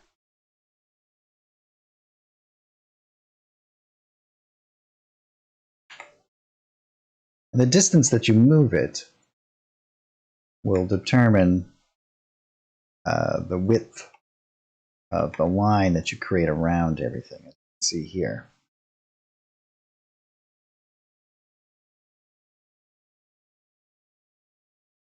And that's going to help us give additional kind of separation, as you can see. Now these walls really stand out.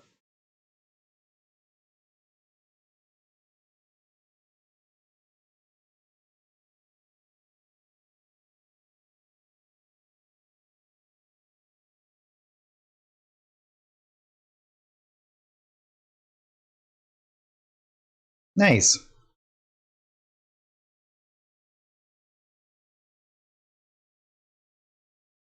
All right, now let's start to populate our little area down here. Let's get right into this. So I'm pretty sure that in here, most of our decorations are for exterior elements. We also have a lot of like nature elements and whatnot, which we'll be placing around as well. Then I want to do all of this kind of building area, and then we'll do like bushes growing up through the cracks and whatnot. Oh, we'll have so much fun. And we have all this litter and debris to kind of put around. And then in the second one, we have tons of all of this industrial kind of stuff. These cement areas, you know, like the Jersey curbs, electrical boxes and things, fire hydrants, fire escapes.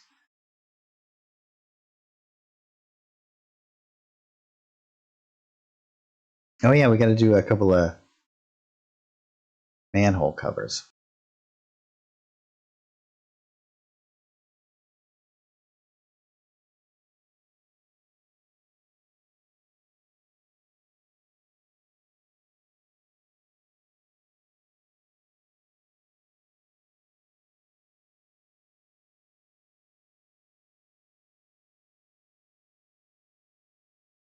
Cool.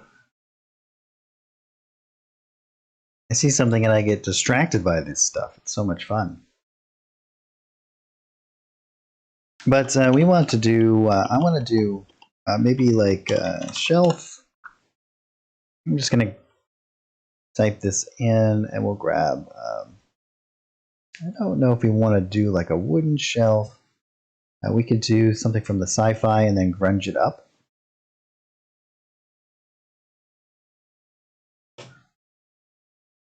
Yeah, this is going to work a little bit better, I think, for in here. So we'll do like a little bit of a wall shelf. I think, where do you guys think that we should put like a cash register or something along those lines? Maybe like here. Yeah, I think here. We'll do this like a little convenience store. So we'll do like a shelf along here. And what I'll do is I'll actually make this 1.5 wide. So we'll tuck it in a little bit underneath the wall here. So it kind of sticks out. And then let's make this 6 long.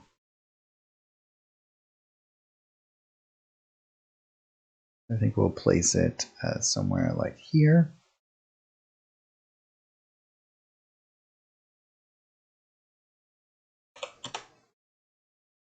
And then we can do, yeah, maybe something like that. And then let's do,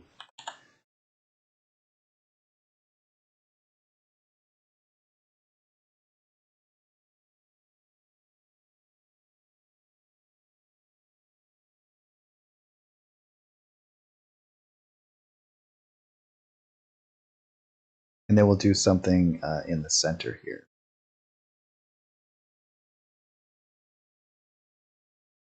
Right, McFly. And then what we'll do is we'll go back into the other art package. We'll get our little grungy kind of textures, and then we'll apply it right over the top of these. Make these look all grimed up.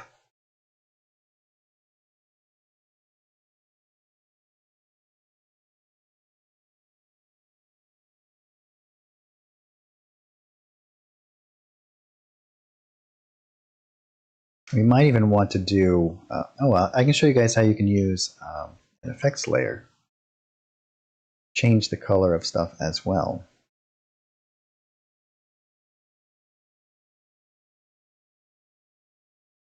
So let's create a new effects layer. Drop this down here. And we could do something, let's do maybe like parchment. And then we can create a mask. Then we can reveal areas of it. And we can use our Alt key to do different sections here. And if we hold down Shift and Alt, we can remove. And then we can blur out these areas.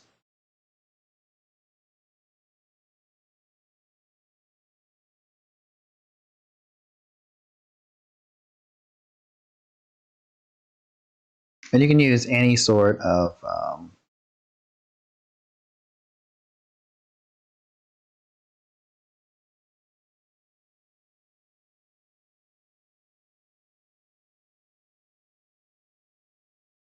you can use all kinds of different types of,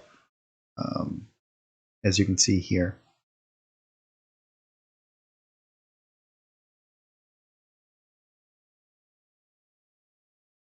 Different adjustment methods to change the colors of things.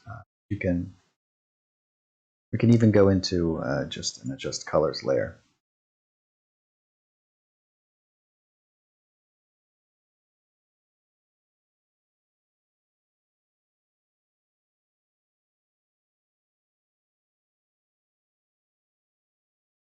But I think what we'll actually do is use this parchment area. I just want to do, as you can see here, these little bits of color variations make it feel like it's a little bit more broken up. There isn't that normal kind of elements there. That it's a standard kind of color across it. And then I'll just hide it where it kind of pokes out around the edges here. We want to make sure that it just stays right on this. And it's on our above this layer. We'll actually have to adjust this a little bit. We might have to create an additional objects layer if we want to have things that are on top of these shells. But this is the advantage of using the layer system. We can kind of go in between, jumping up and down through our layers. Now let's look up a counter. Yeah, we have a couple of different elements here.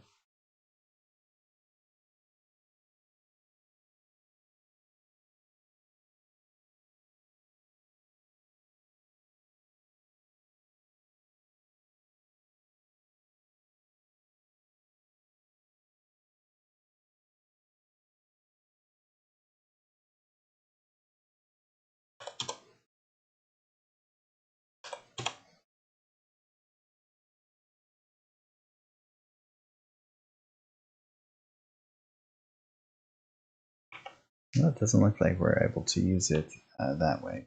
We can probably... Well, actually, let's just look up. Sure, we can use an additional kind of element here. Let's see what we got.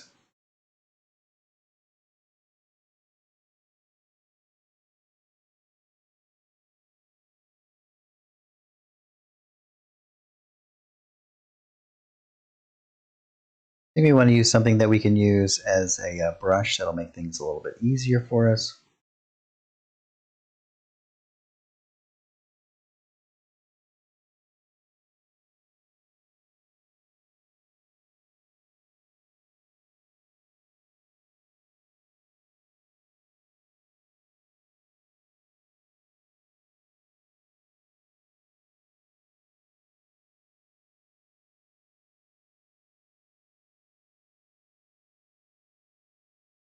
Yeah, let's use something like this. Because I think what I can do is just make it quite a bit wider. And of course, very short.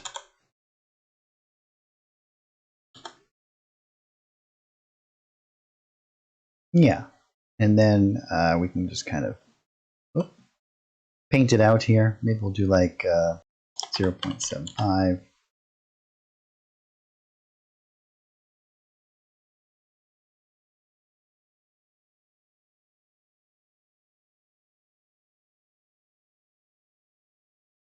And this will be our counter little area over here. And again, we'll do the same kind of thing. We can go in and change all of these parameters, and we will erase out a little section where the person can kind of come in and out of this area. Maybe we'll do it here. Not in the parchment area, but here.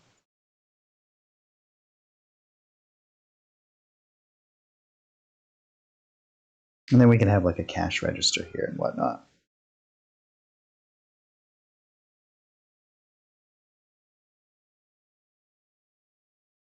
Oh, that's a really easy kind of question here. So the question is, if you have a wall line and you want to create a door, how do you remove the wall line where the door should be?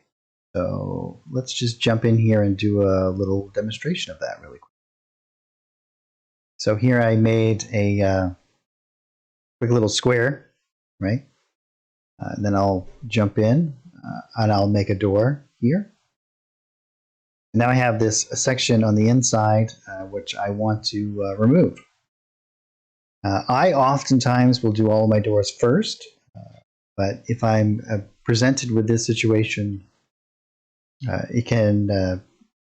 it's really simple to do. So what I'll do is I'll make another box on the inside here, switch over, and then I'll double click on this and delete it. And then I can click on these and I can delete these points. So as you can see, when you delete a point, let me just demonstrate this again. So if we go to our selection tool and I click on this, and if I delete the point, it's going to also delete all of the line that's attached to it. So you can see now I only have these three. Hit Control Z to undo that. But now, if I remove the point, what it'll do is maintain the connection. Just removes that point and maintains the element. So what we actually want to do is we want to break this section in here, but we don't want to lose these, right? We don't want to lose these. So, whoops. So what we want to do is in this scenario, here, let me just select all of this and delete it. We'll do it again. Is I'm going to pull out a square, and then I'm going to switch to my door. Let's say I want my door to be in here. So I can't just delete these because it'll also delete the line segments that are attached to it. So what I actually have to do is create another element in here that will create the occluders that I need in order for me to remove it all the way back to here. So now with my selection tool, I'll double click on this and hit delete. And then I'll hold down shift and select both of these, and then I can delete those points. And it will delete all the line segments that are attached to them back to the element that I want it to be. Hopefully that makes sense and should help clarify how you can do that. I will actually do the same thing here. We're going to put in some windows and whatnot into our little elements here as we progress, as long as we have time.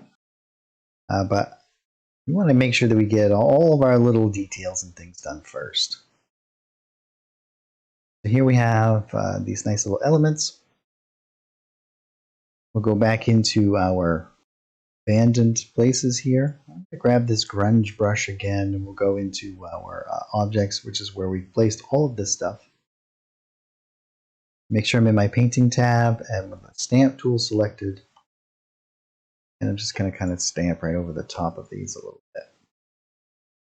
And then I go into my parchment layer, into my effects reveal area. I'm going to hold down Alt, and I'm just going to, again, add a little bit of color variation here. Maybe we'll pick that up.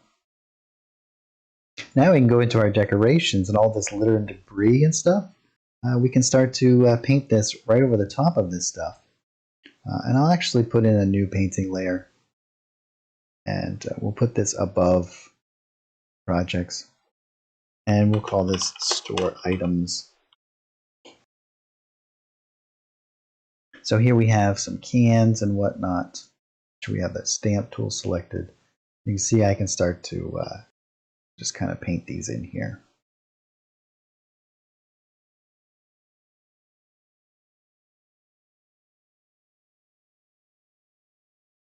And we have some that are like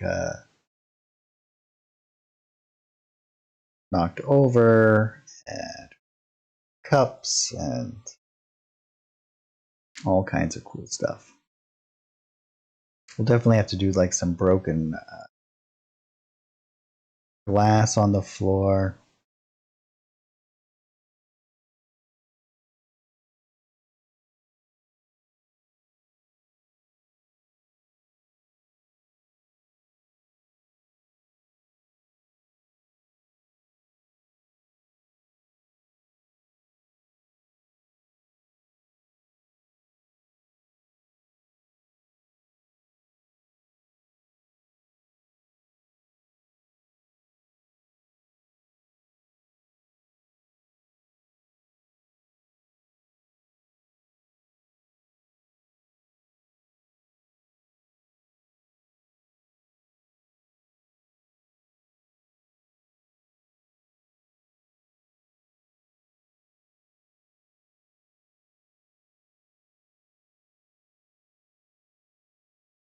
Oh, you're very welcome, Wizard.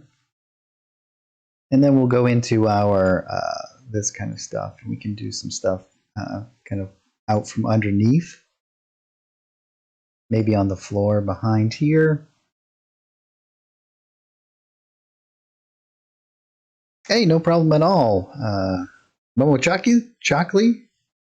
Momo Chockley, I think is how I would pronounce that. Oh, correct me if I'm wrong. What we do, and this only works in the painting tab, right? So as long as we're in the painting tab, we can hold down Control and just Momo. So we hold down Control and we use our mouse wheel, and we can change the size of an image. If we hold down Shift and use our mouse wheel, we can rotate the image. If we hold down A, we can adjust the opacity of the image, and this is all done with the mouse wheel. And then we also have R, G, and B. We can interact with these independently, or we can hold down a combination of them and do all of this. So we can also hold down Control, and it will snap to the grid.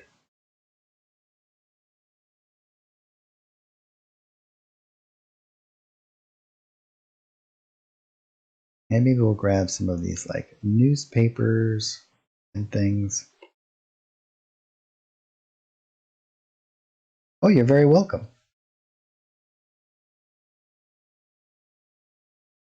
Yes, if I ever, and we should actually move these up above our objects too, like this, so that they're affected by these wall shadows. If I ever do anything that you guys are not sure like that, please let me know. I'm more than happy to explain. I use a lot of shortcut keys whenever they're available. And so if I do something that I don't explain, let me know. And I'm more than happy to kind of oblige. Let's add in a little bit of shadow from this stuff.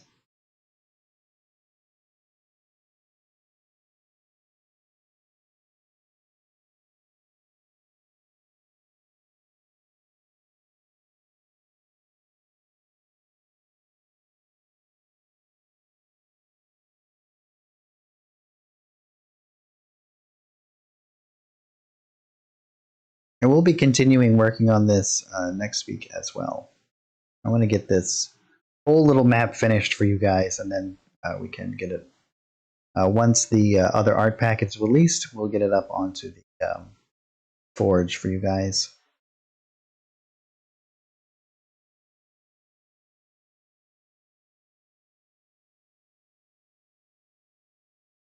Nice little post-apocalyptic scene here.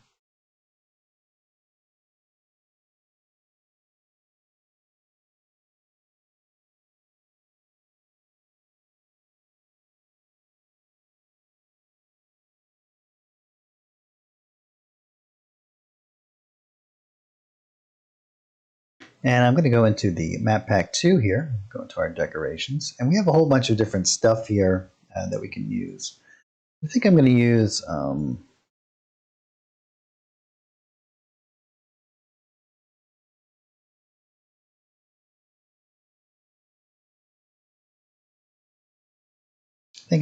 this as my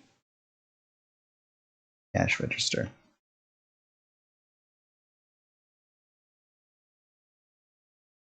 Why, thank you so much. I really appreciate that.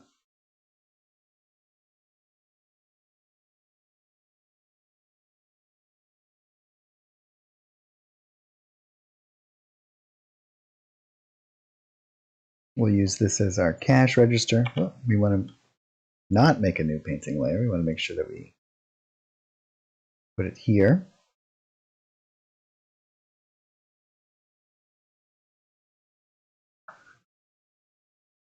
Even though it's actually a newspaper little thing.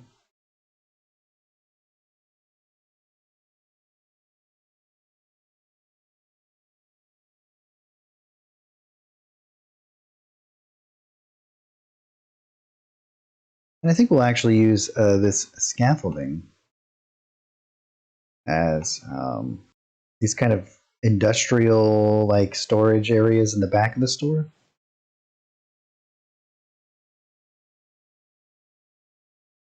Something like this.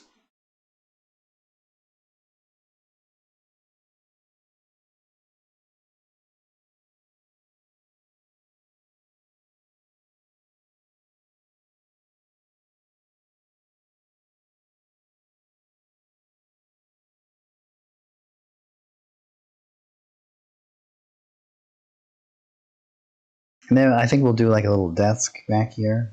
Maybe we'll do a computer on it from the sci-fi. Sure, yeah, we can create pretty much anything we wish, right? So let's say, for example, we want to decide that this is the element here, right? So it's all on this layer. I might do it on a different layer or whatnot. Maybe go a little bit below. But yeah, we can create anything that we want to. So you can repurpose items and you can draw over things and do whatever you wish. So for example, if I wanted to maybe make like the drawers hanging out of this, and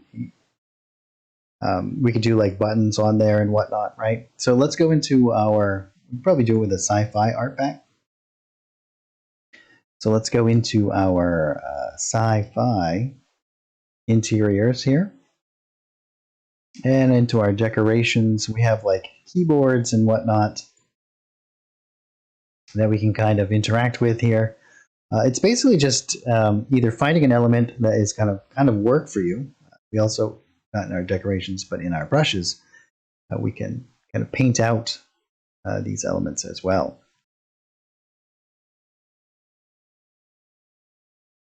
Right, so we can make this fairly small, and maybe what we'll do is drop down the opacity of this.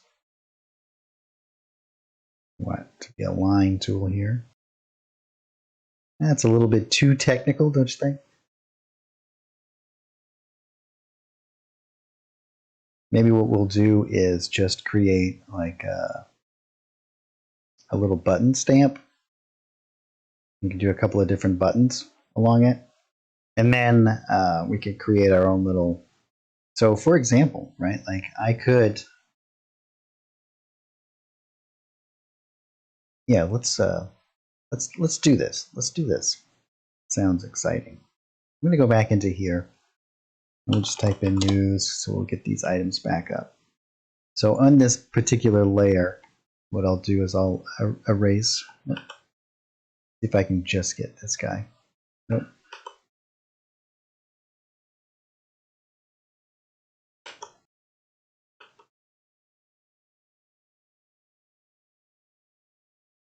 I probably can't remove it from that particular layer now, but we'll grab this. I think we can use this to kind of create the drawer that we want to. And maybe what we'll do is we'll just create a whole new kind of element here. And then I'll restamp that right over the top. So we'll say that this is the drawer sticking out here. And I'll just stamp this like that. And then I'll stamp a new image right over the top of this.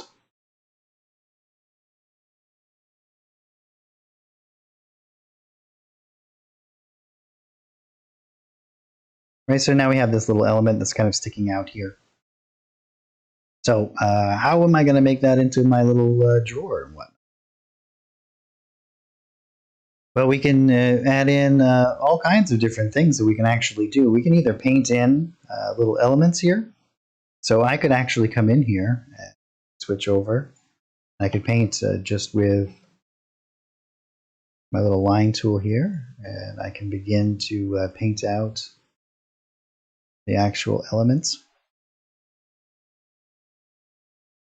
And I'll grab my, we'll want to do, yeah, I'm going to hold down A.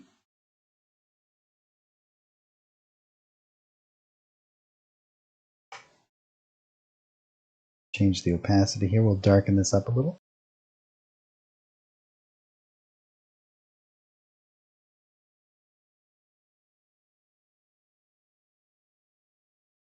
Well, we'll actually do that with I'm going to make this a little bit larger so I can do this whole thing here. Yeah, like that.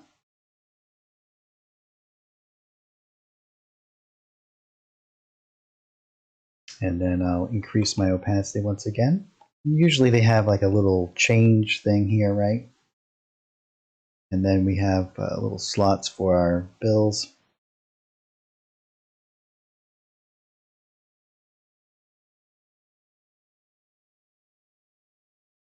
Now let's grab our little brush here. And I'm going to hold down R, G, and B. And I'm going to bring that all the way down to black. Make that smaller. Go to my stamp tool. Drop down the opacity of it a little bit. We'll add in some shadows here. Make that a little bit.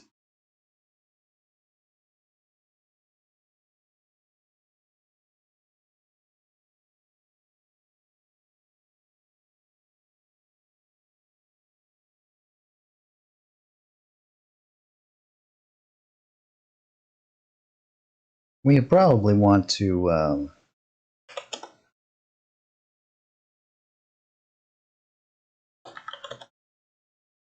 little bit of a shadow here. I'll make some buttons that as well. Do some shadows for a lot of stuff. Usually I do that on a separate layer. We can actually go into, I'm pretty sure that we have some coin. Yeah, lots of different coins and whatnot, so let's grab some of these. And I'll drop down the opacity of it. Whoop, look what it's doing up there. Let's type in coin again.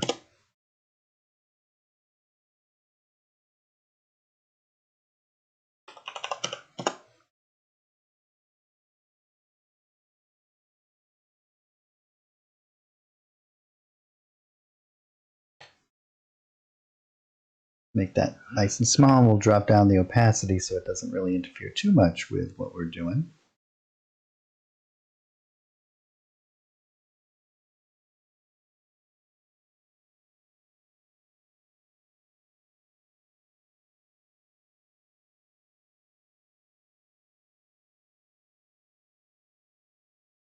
Probably should have done these first and then our little lines and whatnot. We could even do some on the counter, right? Like,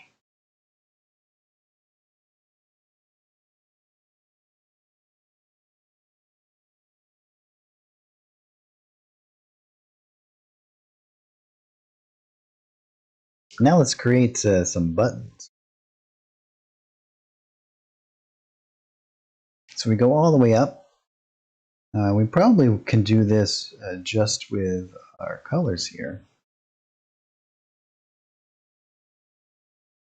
What we'll do is I'm going to grab my color picker here. Grab something like this for our color.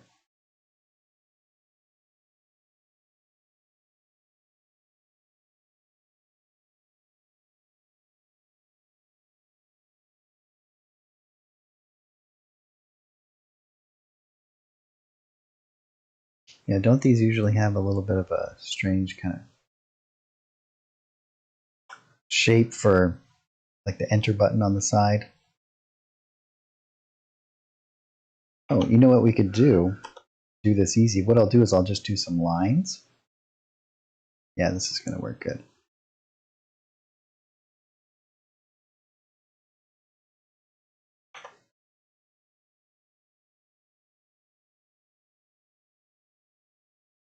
And then we'll go to our eraser. We'll make this nice and small, and we'll just erase out. Oh, oh yeah, so we should do this on a separate layer. Let me just let's make a new layer, and this to make it our buttons.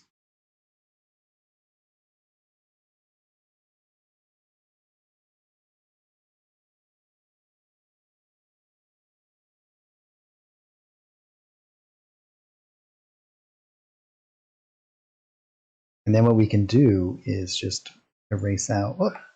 Oh, erase out.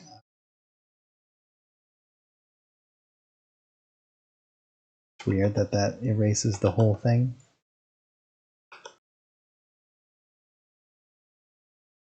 Maybe because of the size?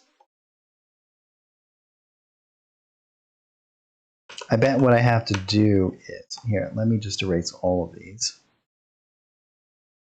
But what I have to do is click a couple of times. So let's do this.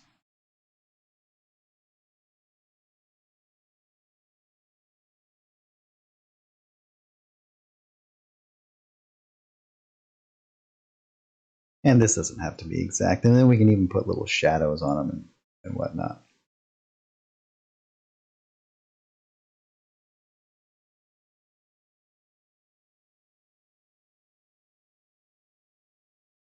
Nope. I'm guessing it's because of the size, but that's okay. We'll do what we can. So here we have some buttons that we created.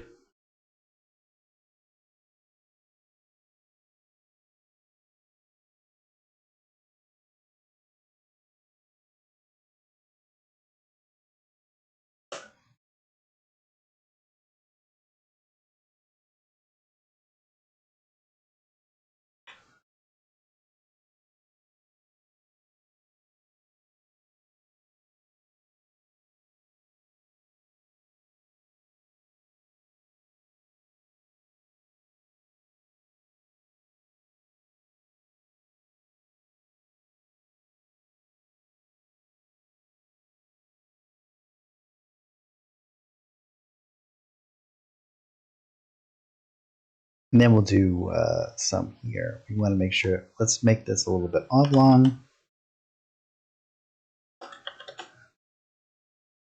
Do it to the correct angle.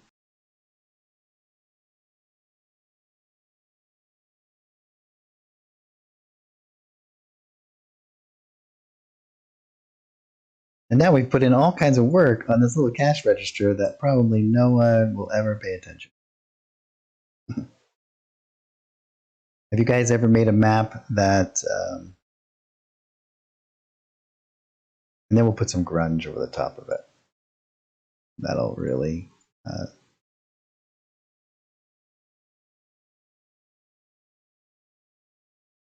you guys ever worked really hard on a map and then your players spent like 3 minutes there? Happens to me all the time.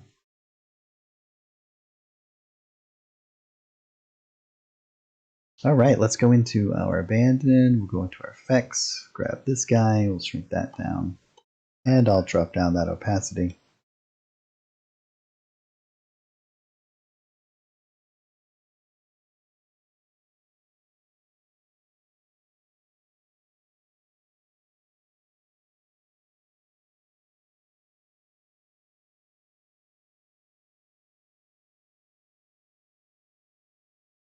All the time.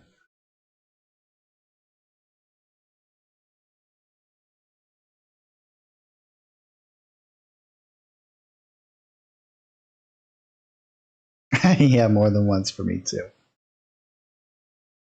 Okay, so the question we have here is, I seem when I click on an asset for an image, I keep getting a preview window. Is there a way to control viewing this window?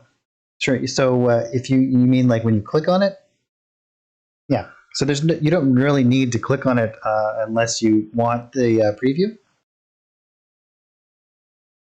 because you can interact with this directly, right? Like you can drag it onto your workspace, just grab it and drag it, or load it up into an area.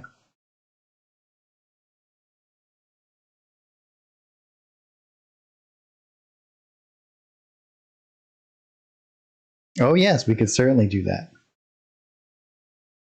Add some shadow. We'll go in and I'll actually go in and add all kinds of different shadow content, and we'll do lots of different stuff in there for sure.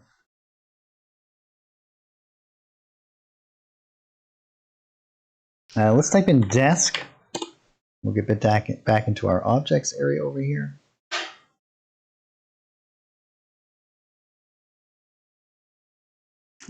Maybe we'll just do a table for a desk. I want to do like, sure, we'll do maybe like a wooden one. Do something like this. Whoops. And we'll go into our painting area over here.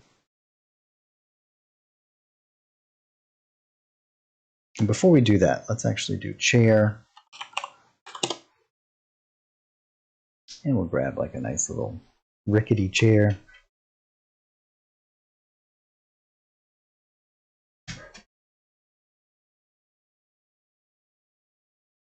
Place that there.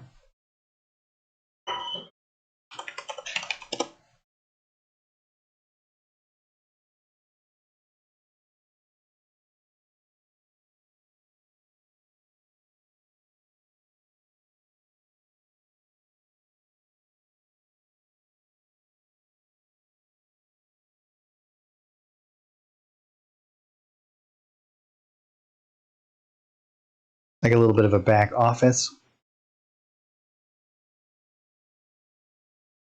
We got to do our door jams and whatnot for here. I think I can use the same image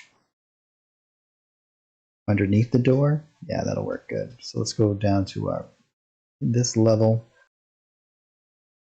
Drop this right here.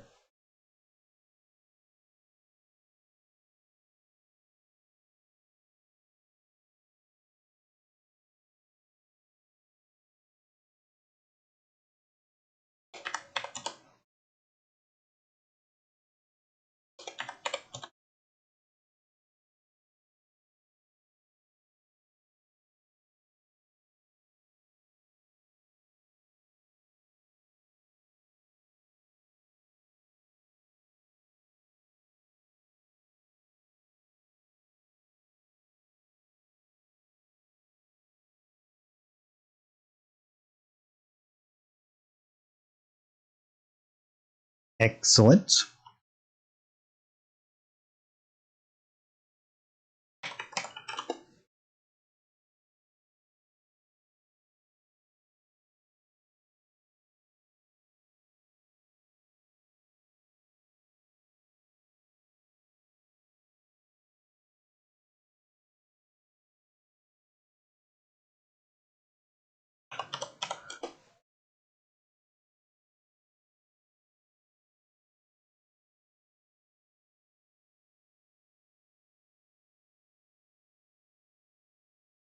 And I think what we'll do is we'll change the color. Oh.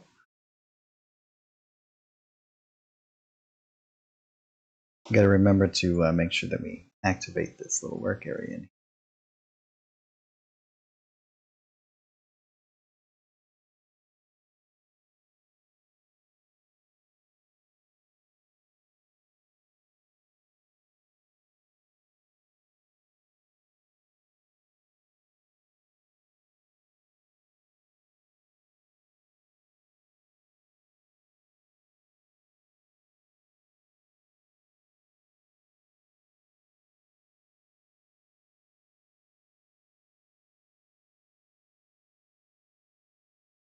Yeah, very small desk was the door jams. Yep, and we should actually probably, while we're doing, do some line work on it.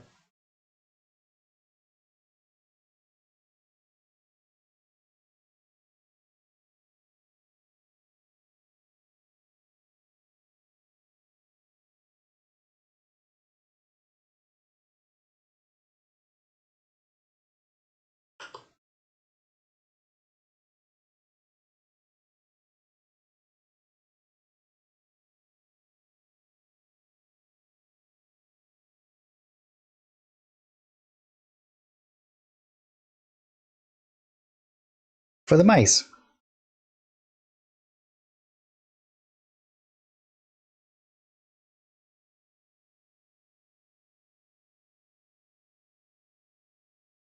Look at our little shop. It's coming along rather nicely. And we'll do, let's. And this is when the search feature becomes so handy, right?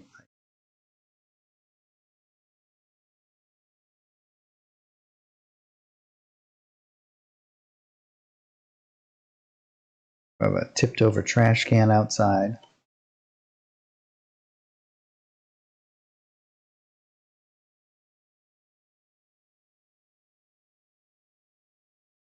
Maybe like this.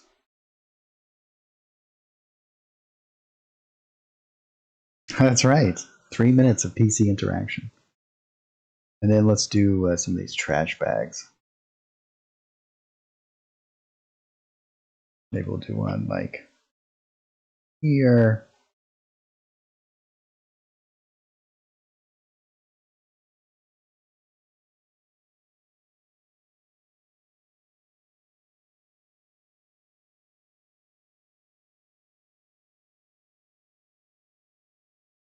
And in here, if we go into our decorations, we have add in some of this industrial type stuff on the back of the building.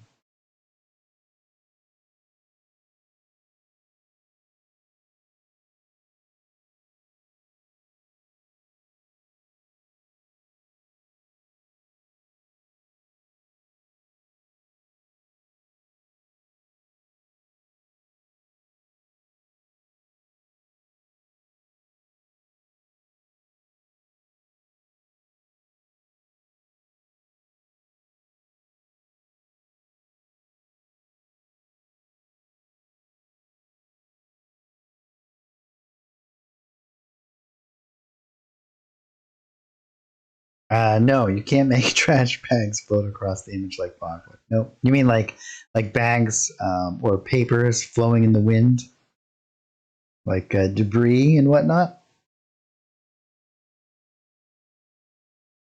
We can't, but we can add in effects layers, the built-in effects layers. So we could add in like ground fog and whatnot. No, we don't have any ability to create our own particle systems. At least not yet. But that would be cool, wouldn't it?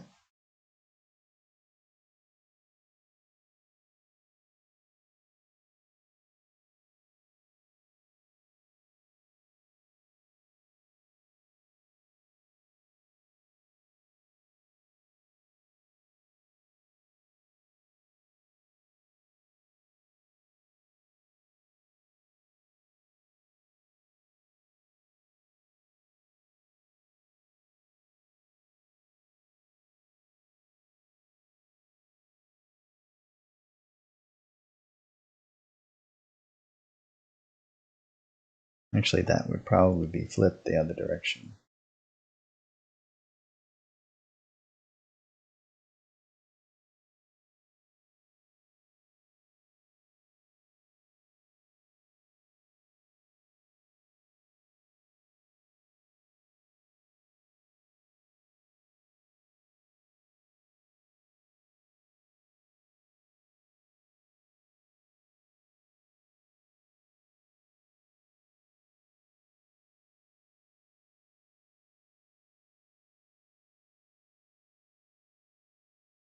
I think I'll do this on the walls layer.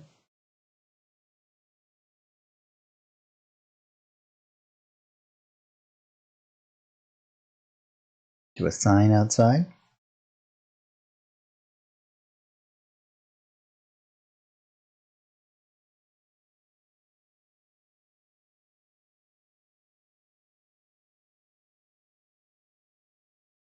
And we even have some of these elements with like awnings on them, for example.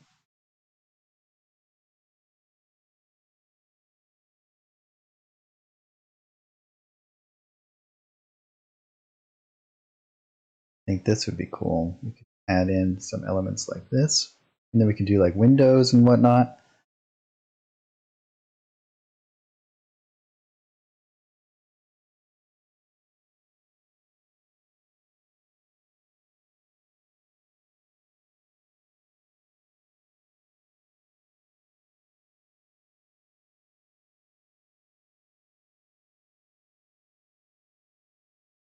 As you can see, some of these like facades, you can kind of blend in.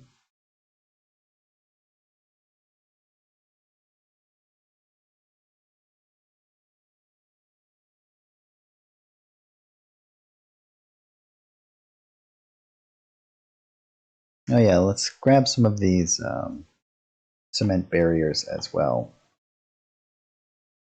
So when you guys are building your maps, it's always a good idea. I don't want to put that there, but we'll put it down on the objects area. Especially depending on the type of combat that you want to have set up. It's always a good idea to create an environment that is not only kind of cool to look at and engaging, but also has elements that are important for tactical combat and whatnot.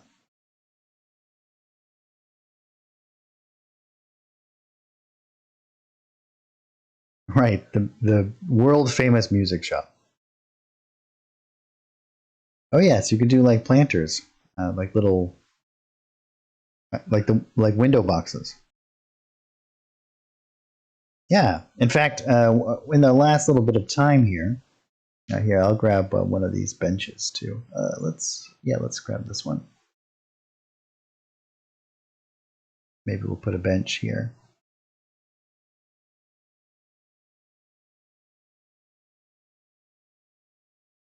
All right, let's do some plants and some natural kind of elements as well.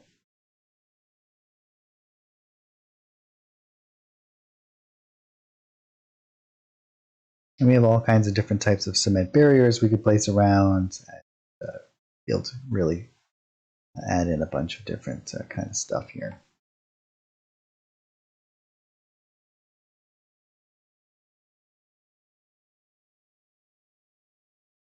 And we can do this all kinds of beam elements.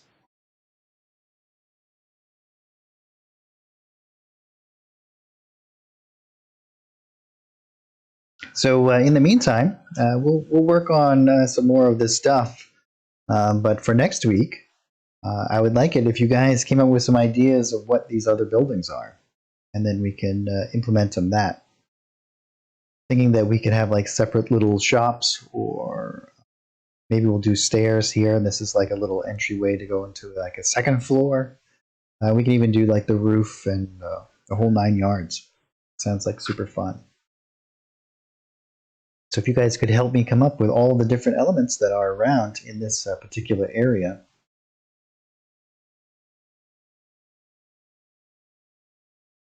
So I'm going to go into the first one here. Go into our decorations, go into our nature.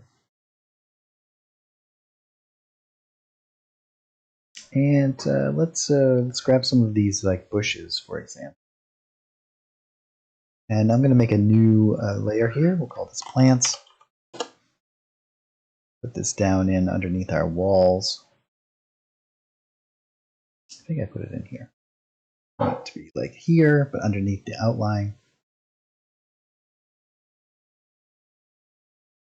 And underneath the adjust colors,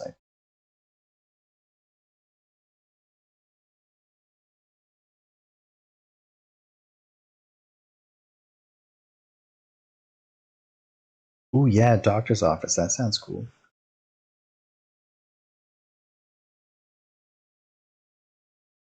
We'll start to place all of these around. Like these are kind of grown up through the cracks. Like maybe it's been quite a while.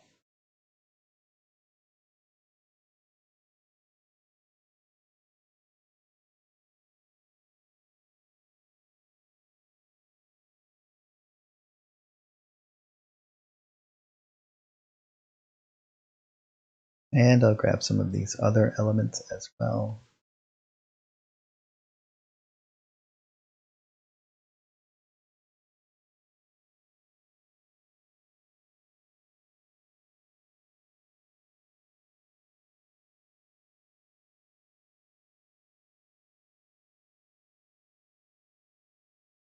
You know, you can really just kind of let your imagination go wild. Think about all the different things that might have happened over the years. We could do, oh yeah, these will work really well. Kind of just growing up out of the pavement. These little like dandelions. Ooh, a magazine stand, yeah, and a gun shop. Gun shop would be cool, right? Maybe scrounge for some ammunition.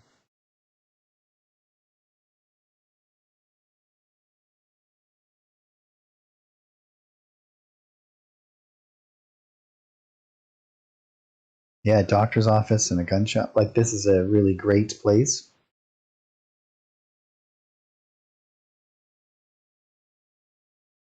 To scrounge for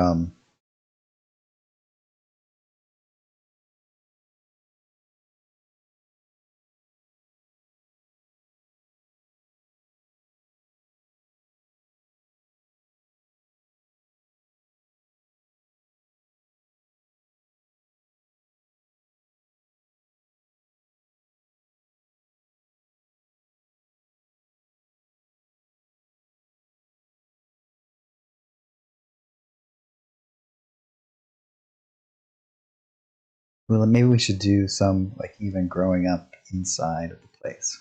Do a nice little.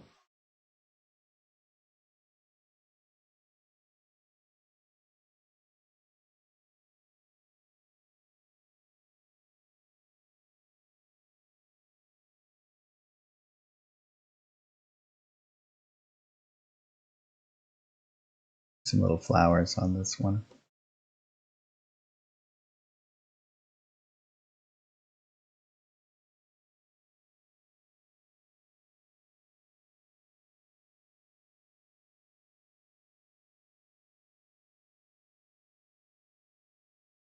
I do want to grab some of this broken glass as well. And we'll go into our textured area here. And I think I'll drop down the opacity here a little bit.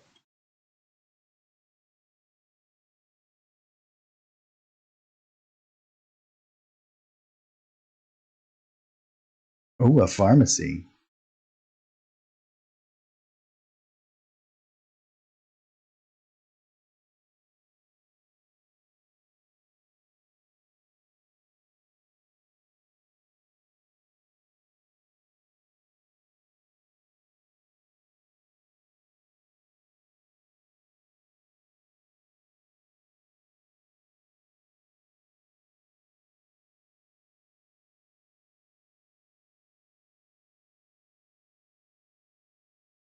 And I think I'll paint in a few bits more of debris.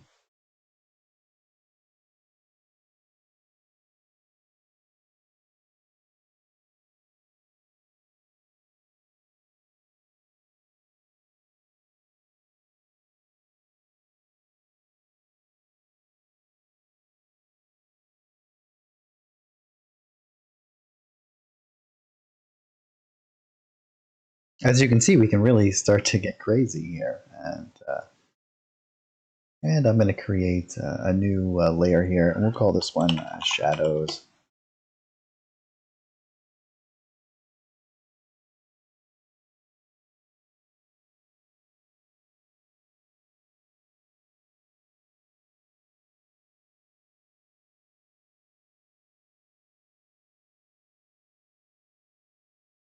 Just do a little bit of these ambient kind of shadows. And I'm going to intentionally do them a little bit dark, because I'll just go back in and adjust them on a layer level.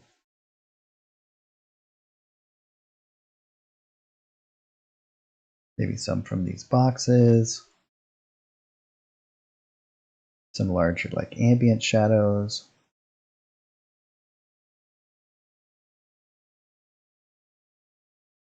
From the corners.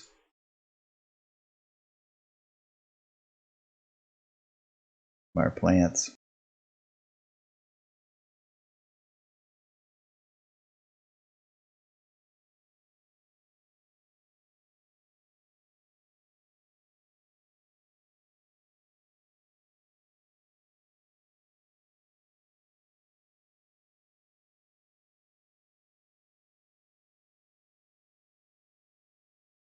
And we can go into our layer tab here, and then we can actually adjust soften that up a little bit.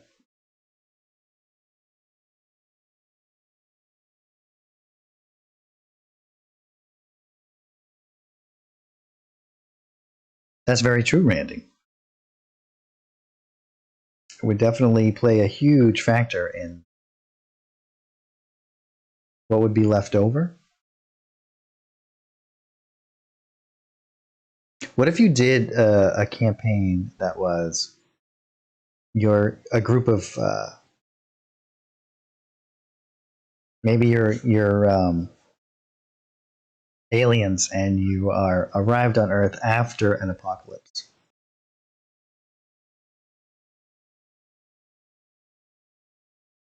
And that's the whole purpose, is to figure out what happened.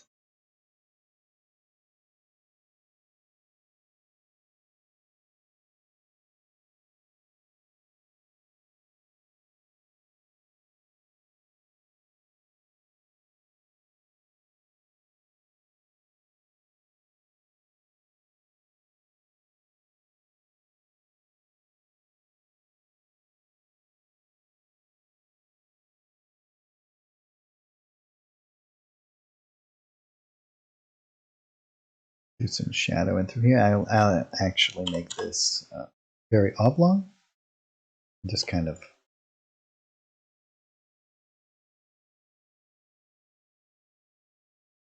Yeah, very cool.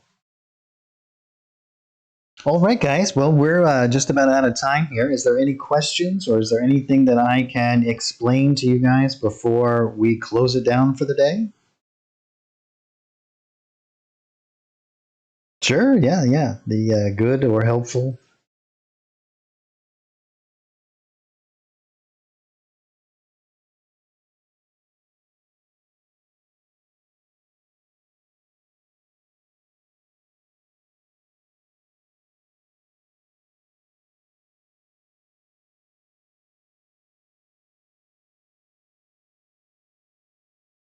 What do you mean by remove everything? Do you mean remove all of the different files and whatnot?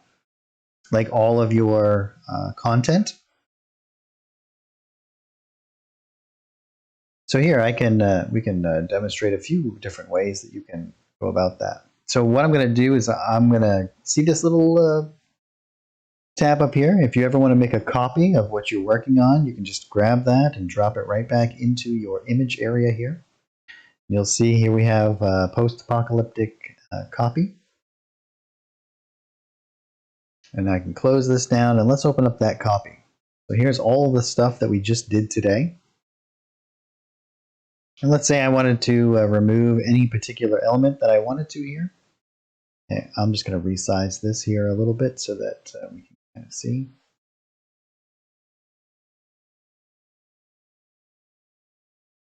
If I wanted to, all of the effects, like these, like from your effects layer, you can just delete these particular elements. So any of the effects layers that you have, you can select. So we select in our list, just like it's a very common kind of selection.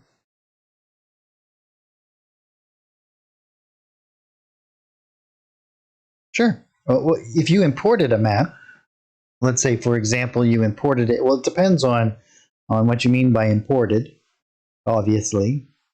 So the terminology is a little bit important to make sure that we're on the same page.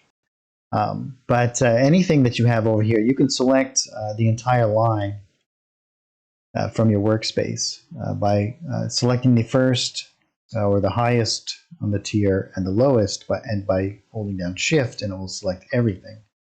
You can select or deselect individual elements by holding down Control. Yep, you can also just not make them visible by toggling them here. But if I wanted to delete all of these, all I would have to do is select all of these, and I can either hit delete on my keyboard, or I can just delete all of those selected layers.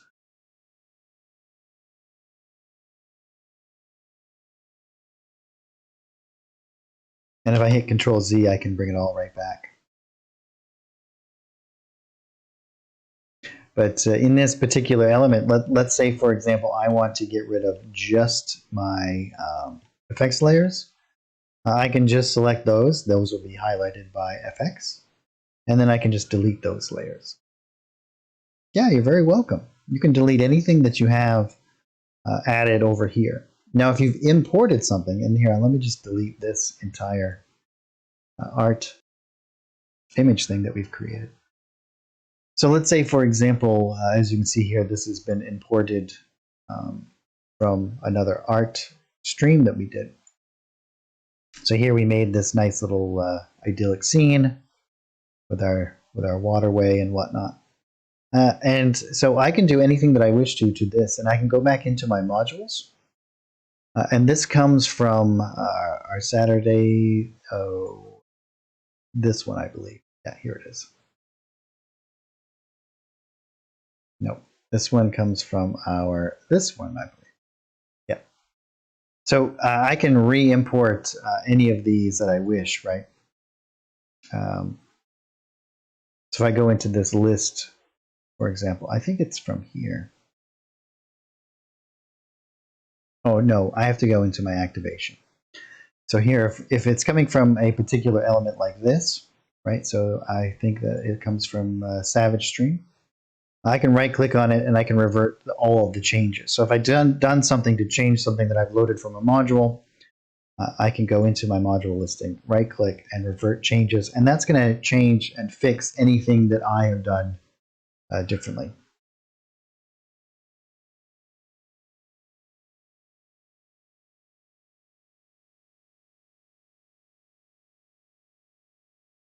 So hopefully that will give you a little bit of insight.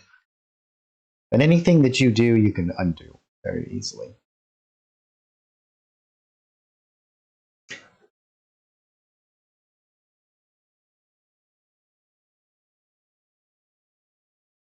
So yeah, super fun.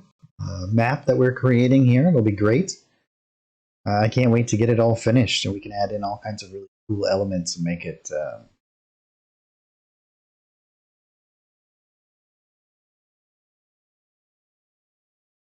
Oh yeah, you should totally do that. That sounds super fun.